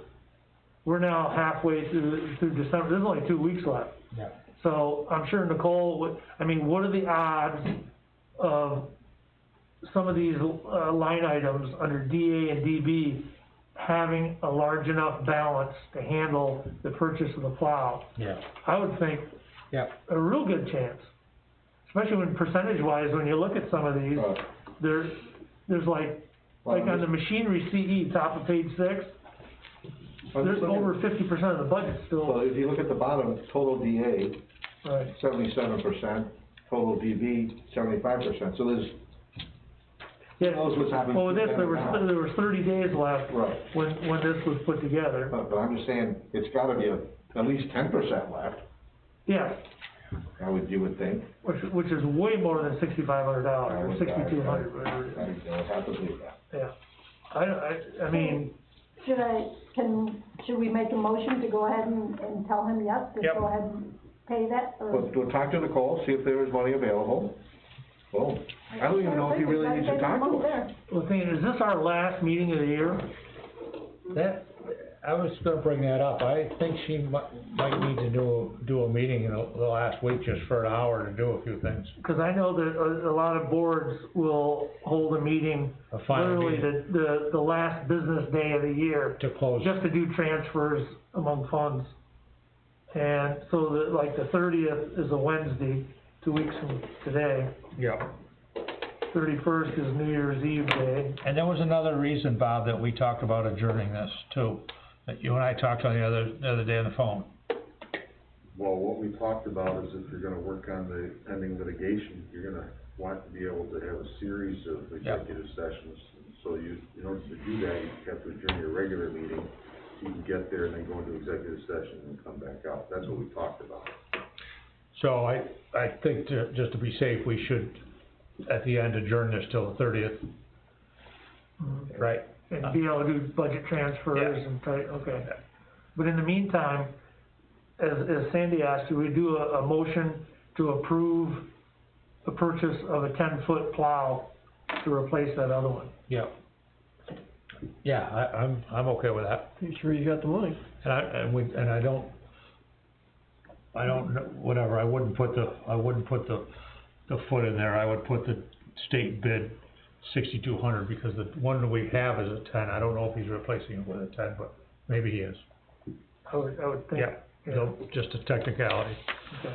So I need a motion to allow Mike to do the state bid when they installed $6,200 for the plow.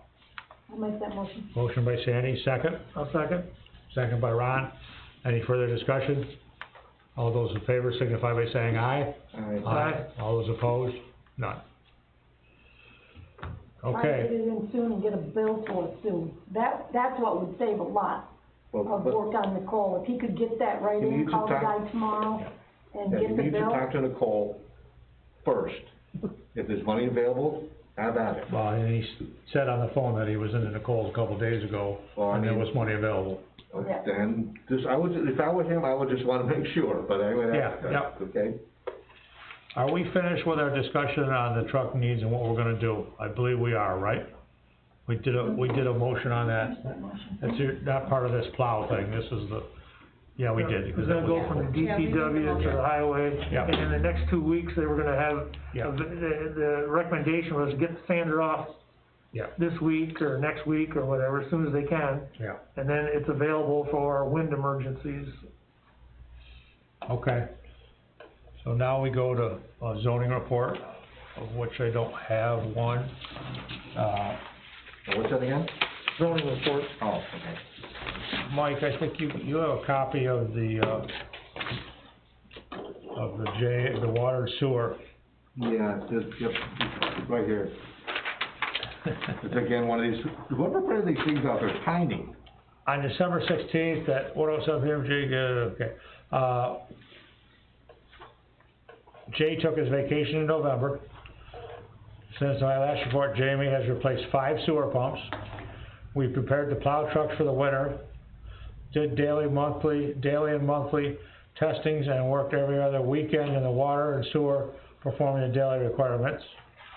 Spent considerable time at the arena installing the ice, painting the lines, working on the Zamboni, changing blades, replacing the water tank and the starter, also helping Jerry as needed. Helped Jamie with water, and Jamie helped Jay with sewer. And did a main leak repair on Route 12. Have been tearing all pumps down, and, what's that say? Can you read that? Disposing the pumps that are beyond me. Yeah, that's both of their reports, they did that together, so. What was the main leak on? Okay, Main leak.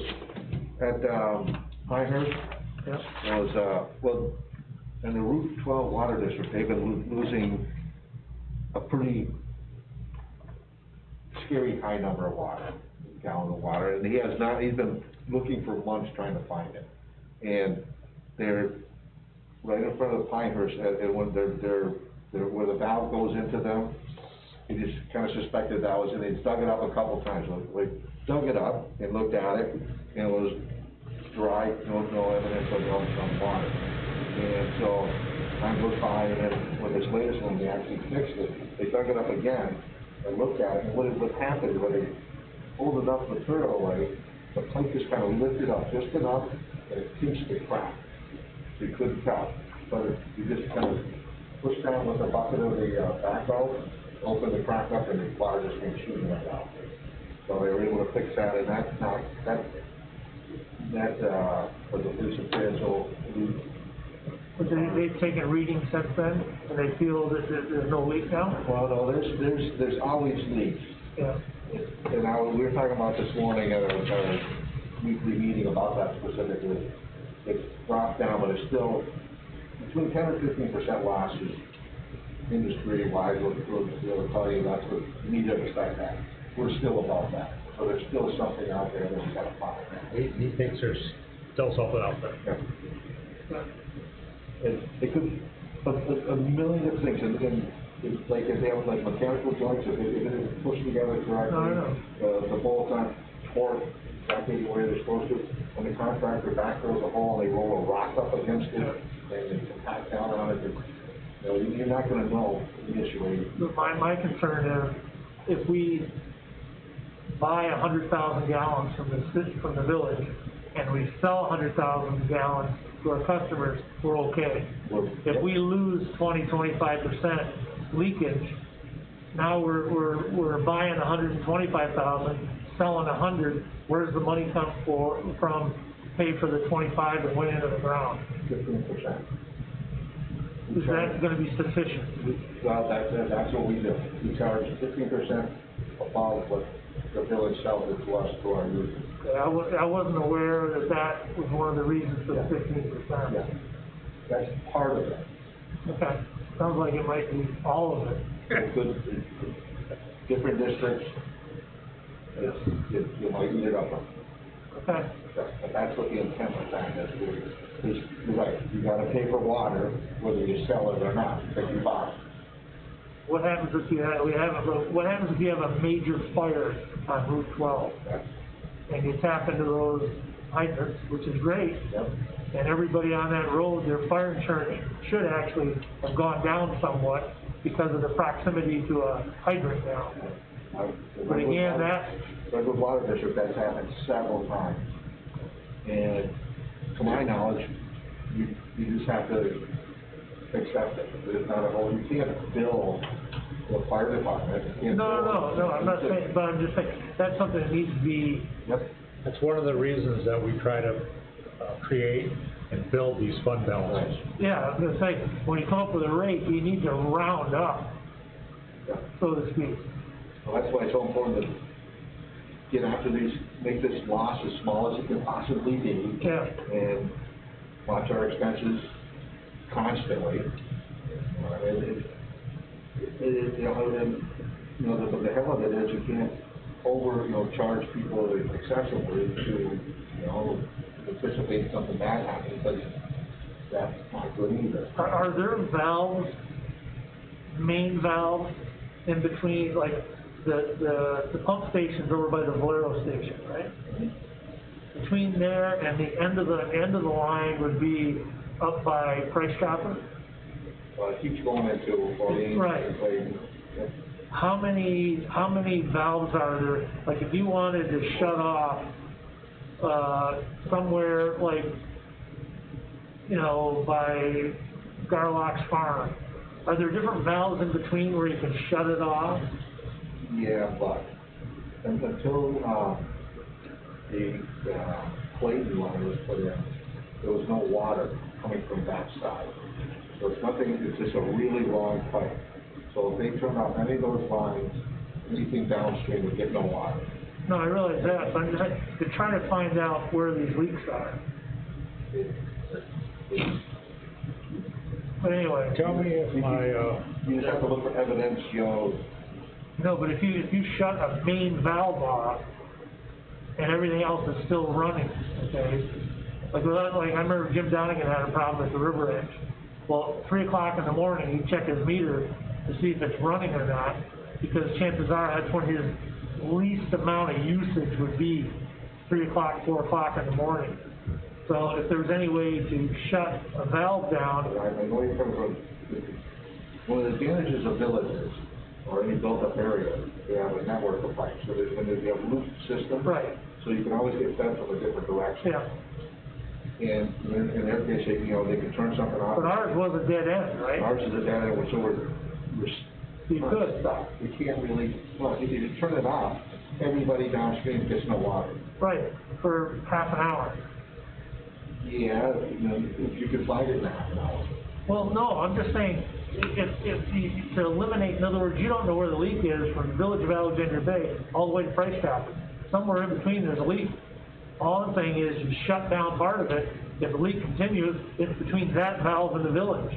I'm just saying kind of narrow down the area that you're looking for. That's all. But anyway, that's not, we don't need to get into that. Let's talk about the leak a little bit, okay? He texted me, it's a gallon a minute. I just computed that to be 525,600 gallons a year. I take the 525,600 and I just computed that to be a little over $2,000 a year at the rate that we're paying the village. I use $4 for, it might be $5. So it could be $2,500 a year to $3,000. But it doesn't. Just to put it into dollars. In your water bill, that you get, and the charge per 1,000, as compared to your total bill, is only about a third for the water. The remainder is debt and overhead maintenance. No, I just, that puts it, you're talking a couple thousand in a whole year. Yeah. $500 a quarter. Did I do that? You're right. So gallon a minute, 60 minutes, 24 hours, 365 days. Okay. But it's still, 500,000 gallons is a lot of water. Yeah, but unfortunately, it's not enough to make it easy to find. From personal experience, I had a major water leak in the village of Alex Bay. And I had Jamie, I had the village guys. They had come and we had checked and checked and checked and we couldn't find it. You know when we found it? When we had the first major snowfall. Because the line was actually broken underneath the building.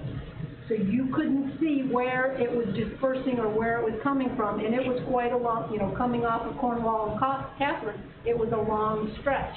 And we had no idea, and we never guessed it was under the building. So I got a phone call, and they said, we found the leak. Because in this one area, right behind the building, there was no snow, and there was a foot of snow everywhere else. But the water, when we thought it was just from the creek, was actually seeping out, and Jamie came back down, because I used the town to help with the whole thing. And that, if it's a major leak, that's the best time to find it, because the water will keep the ground warm, and it will melt your snow. That's when is a good time to look. Yep. Okay, on to the next item. All right, so the accountants for townwide audit, I did contact, D'Arcangelo. They took all the information, they went to our website, took all the information, and started to take a look at it, and then looked at their schedule, and she called me and she said, we can't get to it for at least 9 months. So that kind of takes them out of the picture. They were the third price, so now we're back to Bonadito and EFBR. And I really like to make a decision on this. I'd like to get something scheduled. I have both of these companies calling me. They told me they could get at us, you know, fairly soon. And I actually had one of the companies call me and tell me that they're starting to get booked up. What's your recommendation? My recommendation is, I don't know how to pronounce it, is Bonadito there, or the one that starts with a B, I can't think of their name. But what I was gonna say here is that we've got both of them, we've got the proposals here. I'd like to have everybody take a look at it and make the decision on December 30th. I mean, price-wise, are the same? They're within $1,000, $14,000 and $15,000. And Bonavito is the lower of the two? Yes. Okay. Didn't we get that information at the prior meeting? Yeah. We did, and honestly, if we have enough information, I think we should make it tonight, because these guys are putting it off, we've been putting it off too long. 3 months. Putting it off another 2 weeks. These guys are filling up, and if we don't get a commitment to them, the longer we wait, the longer they are going to be pushing us back and off, because they're gonna be full up. I'll make a motion that we hire Bonadito as our accountant for the townwide audit. I'll second that. Second by Sandy. Any further discussion? And one of the thoughts here is that I hate to add this to it, is that we'll probably get a better price if we do 2 years. And the reason being is to hire them to come in and do 2019, they're gonna have to go back and verify and create the figures for the start of 2019. So if they do 2019, they'll already have their figures to do 2020. Okay. And let's say it takes them 4 or 5 months to do 2019. By that time, we'll have 2020 done. But, and I'm just telling you that for information, because I agree with, let's make the motion to hire them to do 1 year right now. And then we can decide on the rest. I like the 2-year thing, the way you just described it. Julia Earp, why are you having a townwide audit? Having what? A townwide audit. I thought that was normal for every town. Yeah, is it a requirement, or? I mean, it's not normal to have every year, I don't think, okay? But I don't know if she's referring to that we just had an audit done. Well, we didn't just have an audit done. We had something done on a section of the town, you know? Maybe she knows something I don't know. We haven't had a townwide audit done since Toski in 2016. So. What do we have done on an annual basis? Sorry? We have something done on an annual basis, don't we? We have, Bill Dasnall comes in, and he does the clerk's audit, he does the supervisor's audit, he does the a townwide audit, but it's a very, Simple. it meets the requirement of the New York State Comptroller. Right. Yeah, it's just the AUD report, which is the annual report that we file to the state, but it's not an audit. No. It's not an audit, it's just, It's a compilation of the whole year. You're doing your requirements or being respected. right, they just take, The AUD. yeah, they take your all your end of year numbers, and they file it with the state in the order that the state wants it. Yeah. But it's not, they don't verify our numbers, they don't double check anything, they don't go through your history, it's just making sure that we comply with the state and to get that report in that every town is required to do. Yeah. But in my opinion, every time a supervisor leaves or a major position holder leaves the town, I mean, if I was coming in as town supervisor, I would wanna know that those books and everything had been reviewed by an independent person. Yeah. Or company, that they're saying, you know what, yes, everything seems in good order, there's no Right. questions, there's no, Always audit. yeah, Always. always. Yeah. Okay, so we've got a motion and a second, we passed, all those in favor signify by saying aye? Aye. All those opposed, none. I was gonna say too, since this is not something we do, there's no requirement we do this on an annual basis. Well, there's discussion about that. If we receive over $750,000 a year in federal funds, then we are required to do it. Oh, really? Yes. Have we received? No, we aren't now. We haven't in the last couple of years, no. So there's no requirement to do And this it's federal every single funds. year? Yeah. So And actually, when Mike Lasan was here, if that 750 went down to 500, or the 500 went to 750, that requirement changed. And I don't remember which way it changed, but we talked specifically with Mike Lasan about it, and we don't fall into that category that we have to. Okay. Then we don't need to do this 2-year thing, as I'm saying. Right. So, I thought that we did. yeah. Okay? Okay. Route 12 sewer expansion number 2, financing ban after January 1st. To talk with Nicole, Rob Camping is supposed to be getting us some final numbers on what he thinks we're gonna spend. We probably will not go into permanent financing for this until 4 to 6 months after first of the year. So that means we're about $286,000 right now that we've spent, that's out of the general fund. And we need to do a bond anticipation note to fund that, depending on what Rob tells us is we're gonna spend in the next 3 or 4 months, which I think Rob's estimate to us was $500,000 on the on the Route 12 sewer district expansion number 2. So he's supposed to put those numbers together so we have a dollar amount. Okay.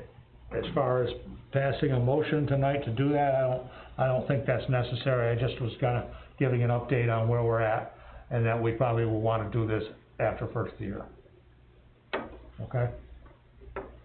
And isn't that how it works, Bob? You do the ban, and then the ban goes away at permanent financing, Right, right? yes, it's a And that's bond what- anticipation note. When Yeah. you're borrowing money, and as soon as you take out the bond, you pay off the bond. And when do you get permanent financing in relation to the project? In other words, if the project is going out to bid this spring, and they're gonna break ground next fall, when, depends on who the financing's from and all that. That's a Joe question. Cause we got 4 different financing sources, I believe. Yeah, okay. And just a quick question on the Route 12 sewer, because one of our many things we were talking about on Lisa today, and we talked about previous Wednesday meetings. So, some of our districts, the district boundaries, they just took 2 parallel lines and went right down the road. They didn't follow property lines or anything like that. And there's more than a few situations where they just nick corners of properties and stuff like that. Had they followed property lines, that would never have happened. I'm pretty certain the same situation exists with this Route 12 sewer. I don't know if it's too late for us to look at the sewer boundaries and make sure that we don't have that happen again. Because where I'm heading with this one, if we go into this ad valorem, those kind of things, you could have a piece of property that is in the district, but it has no business being in the district, that's gonna be included in this. We wanna make sure that doesn't happen.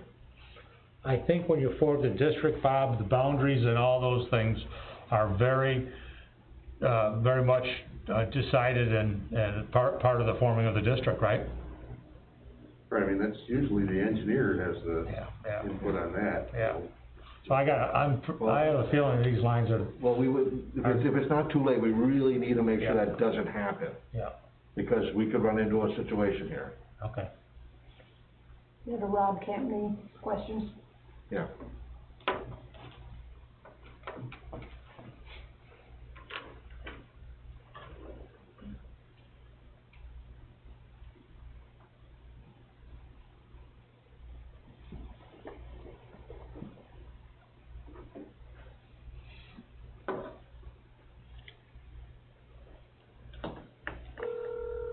I'm calling Rob so we take care of this now. You're working late. We're at a meeting and I'm sitting here, you're on speakerphone being listened to by probably everybody in the world, but, the question that, Mike Fayette has is, how far are we with deciding on the boundaries for the Route 12 sewer district number 2 expansion? I mean, the district boundaries are set when you formed the district several years ago.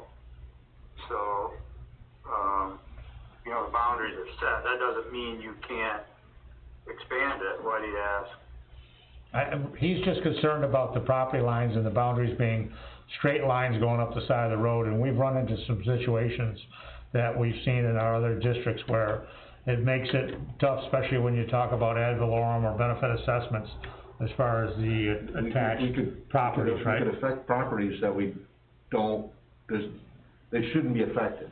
Mm-hmm. Yeah. I know of a few, and I don't wanna mention people's names, but I'm sure that they would not like to see that bill. Yeah. Rob, do you have a map that's got those boundaries on it?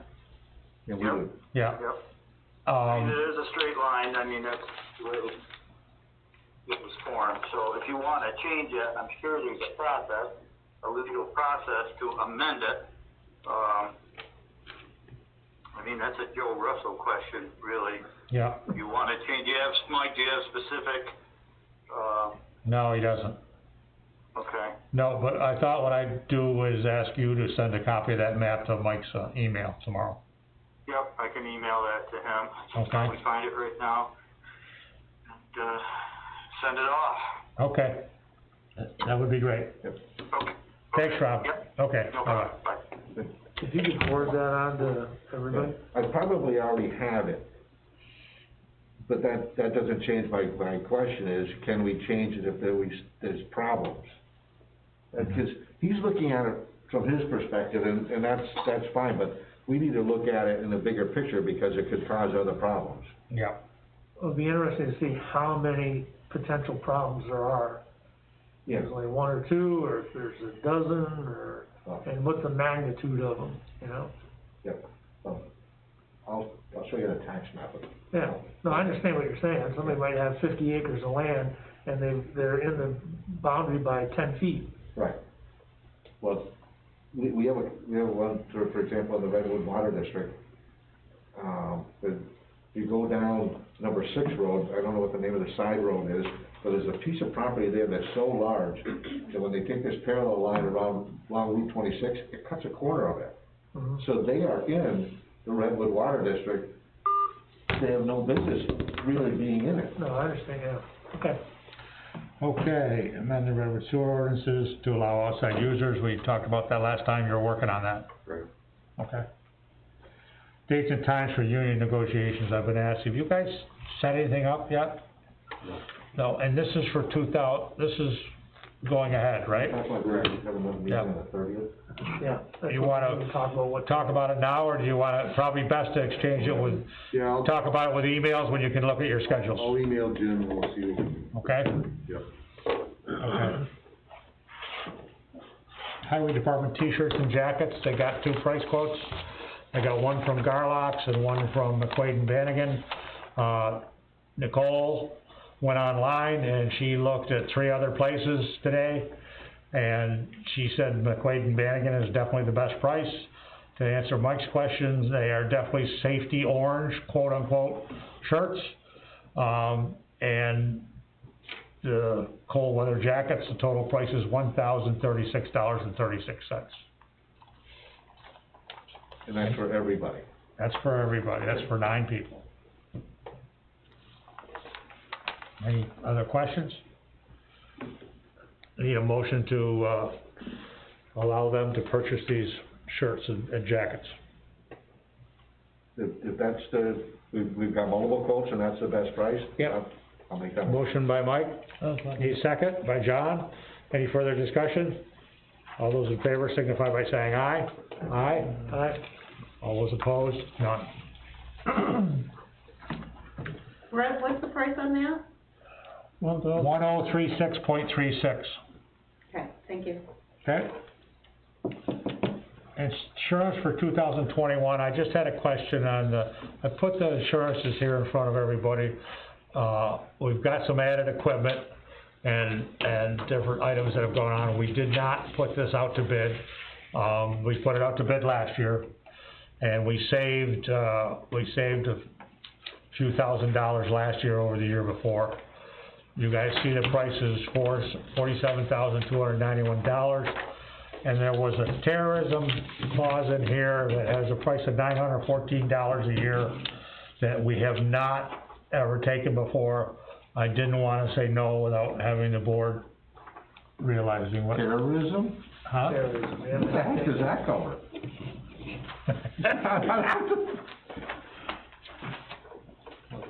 I mean, that sounds. I'm sure there's a lot of fine I'm saying it print. sounds like a little bit of a scam, but So, what is everybody's thoughts? Stay as we are? yeah. You're allowed to decline it. I'm sorry, what? Whenever all these policies come with that as an add-on. Yeah, they do. And you either decline it. Yes. Or you don't do anything and it comes with it. Yep.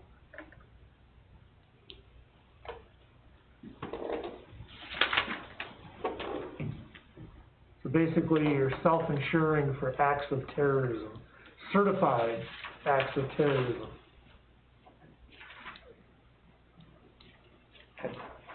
What could that possibly cover?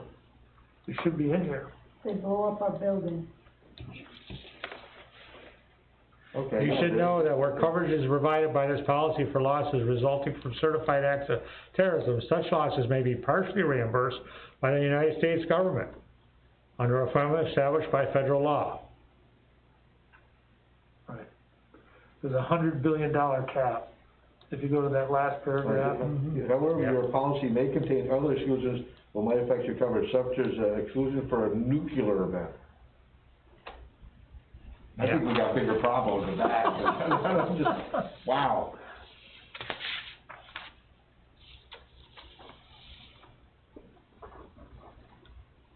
You probably don't need it, but what would it cost for that add-on?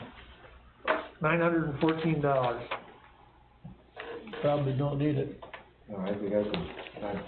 What if here's my thought. What if somebody did something to our waterway? That's where we get our water from. Yeah. What if there was some sort of nuclear explosion in the St. Lawrence River and they contaminated our water? One of the risks we used to have is they used to, I think it's from Chalk River or wherever, the Canadians would bring the nuclear waste across the Thousand Island Bridge. I don't think they've done it in a while because there's been some protests in the past and stuff. But that was, again, what happens if there's, this is pretty far-fetched, but what if there's an accident at the top of the Thousand Island Bridge and that cask goes over the side into the river? We'll all be looking for work somewhere else. And back in 911, a year or two after 911, I was on the village board, and the United States government was looking everywhere that they could for possible terrorism acts, And I know in the water plant at the village, they made all fences be replaced and cameras and all kinds of things that they did, because it was all about terrorism. They were trying to, you know, after 9/11, trying to look at any possibilities. What I'd like to do is make this decision on the 30th, if we have time, and in the meantime, contact the Association of Towns and see what their recommendation is, and what a, you know, as far as in the state as a whole, small towns, what they usually do. Yep. It does say such losses may be partially reimbursed from the United States government. Chalk River, Ontario, Yeah, that's way up. right, but the nuclear waste comes into the US to be deposited. In Oh, other words, it's handled somewhere in the US, and they gotta get across. okay. So one of the things was to try to route it so they went across a land border instead of across I mean, bridges. that's between Ottawa and Sudbury, I mean, it's way up. Yeah. North Bay, way up there. Yeah. Canada's first nuclear power plant. There's some deal where, if they get it from us, they gotta return it. Okay. You know, it's enriched uranium or whatever they need to, you know. Huh. I did not, that's interesting, I didn't know. I think they make isotopes for like, hospitals and stuff, or Okay, whatever. I just know. Anyway, I'd like to, if it's okay, if we yeah. can do this on the 30th. Yep. Okay. Learn something new every day. I've got one added item here, and there was a question asked by Kurt Hanai at our, I don't know if it was at our last board meeting or 2 board meetings ago. He was asking questions about our, legal budget for, 2021 that he was looking at. And he's on the grievance board, and he said he was, you know, one of the reasons that we said the budget was up was because we were gonna be, we had some grievances that were gonna have some legal fees attached to them. And so I asked, Shooky that question, and Shooky answered and said there was 13 grievances, of which there was one of the grievances is going to be, in small claims court, and 2 of the grievances are Supreme Court cases, and our town attorney and our attorney that handles our grievances will be handling those. So that was exactly why we put some more money in the budget, because we knew that there was, at that point, we didn't know one was going to small claims court. We knew that 3 were gonna go to court. Well, I went on the town website today to look, and to see, because you can go on the town, you can see who is on the zoning board, you can see who's on the planning Grievance board. board isn't there, huh? Grievance, who's on the grievance board?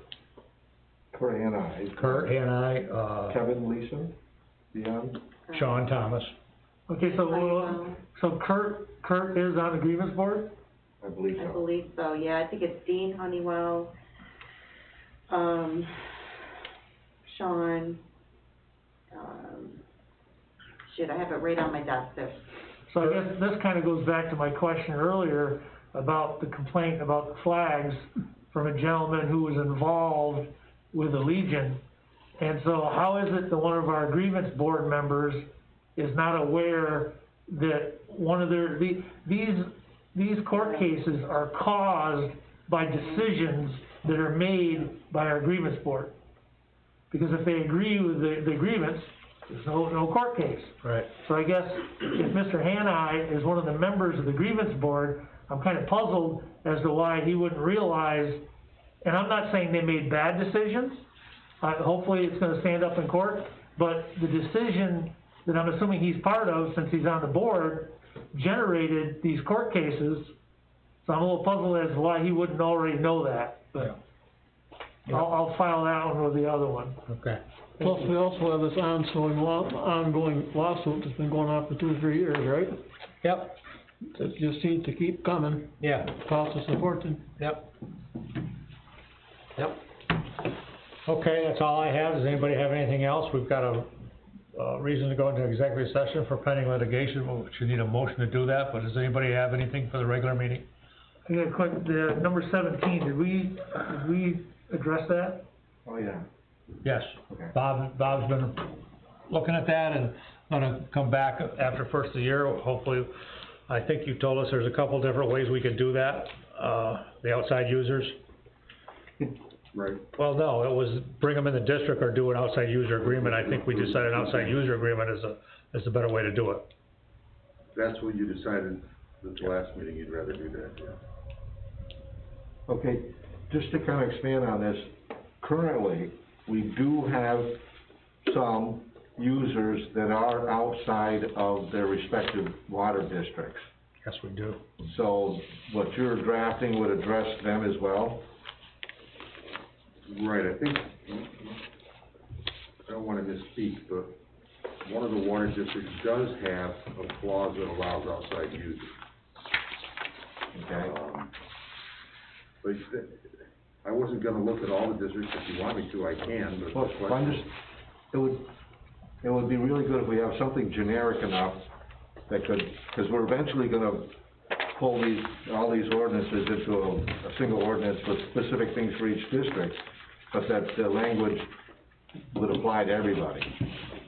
No, I agree with you, but, yeah, that's gonna be a step down the road, but I agree, the language should be pretty generic. Okay, that's all I'm asking. The other question was, number 18. What we're gonna do is, what you guys did last time, and that is do it via email or text message back and forth. Figure out. When everybody's got their phones and their schedules, and you put together dates and times, and then Bob sends it out to them, and then you. Yeah, I'll write Jim Holland back and see. Yeah. what Okay. he wants us to And we do. gotta do a better job writing stuff down. Yes, we need to do that. And the last thing is, I know we're going into executive, I'm assuming we're gonna go into executive session, and then we'll come out and then Do the bills. adjourn to the 30th. But for anyone that's listening right now, do we have a time for our meeting on the 30th? Cause I know other towns, like, because it's gonna be such a short, kind of nuts and bolts kind of agenda, that you could even do it earlier in the day, whatever's, it doesn't necessarily have to be at 5, it could be earlier than 5, just because of the time of year that it is, might be handy to do it earlier. What are your I'm just thoughts, opening Bob? that up. Can you be here at 4 or 3? Would Bob even need to be Do here? I need to be here? No. Sure. Bob won't need to be Yeah, there. you're right, he doesn't need to be here, no. No. Yeah, I mean, we're talking budget transfers. Yeah, I don't, What works for you guys? I'm okay with 5, but I'm just bringing it out there. I know other towns have done it earlier in the day to get it over with. Sandy, would you like a little earlier? That's a Wednesday. I have a hard time getting here before 4, unless we do it at 9 o'clock in the morning, or do it in the morning sometime. We could do it at 9 too, or, John, can you fit it in? Anytime. I'm in the anytime category also. So I just like, if it would be, if other than 5 would be better for somebody on the board, that's fine with me, I'd say we say 9 o'clock then? 9 in the morning?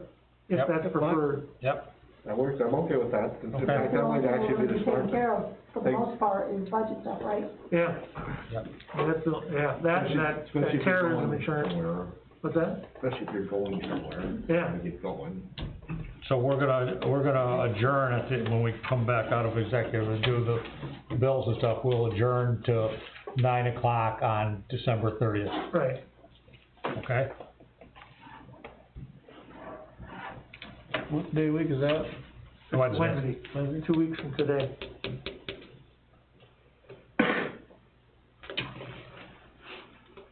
I guess that's it, we need a motion to go into executive session to discuss pending litigation. Yeah, I'll make that Motion motion. by Ron, I'll second it. second by Sandy. Any discussion? All those in favor signify by saying aye. Aye. All those opposed? None. Andy, will you write Go ahead, down Mom. when you guys do the bill? Okay, that'd be great, cause I don't know how long it's gonna be. Sounds like it's gonna be a while. Oh, yeah, no problem. You're welcome. 1, 2, 3, 4, 5. I'll go hit that button in the back room.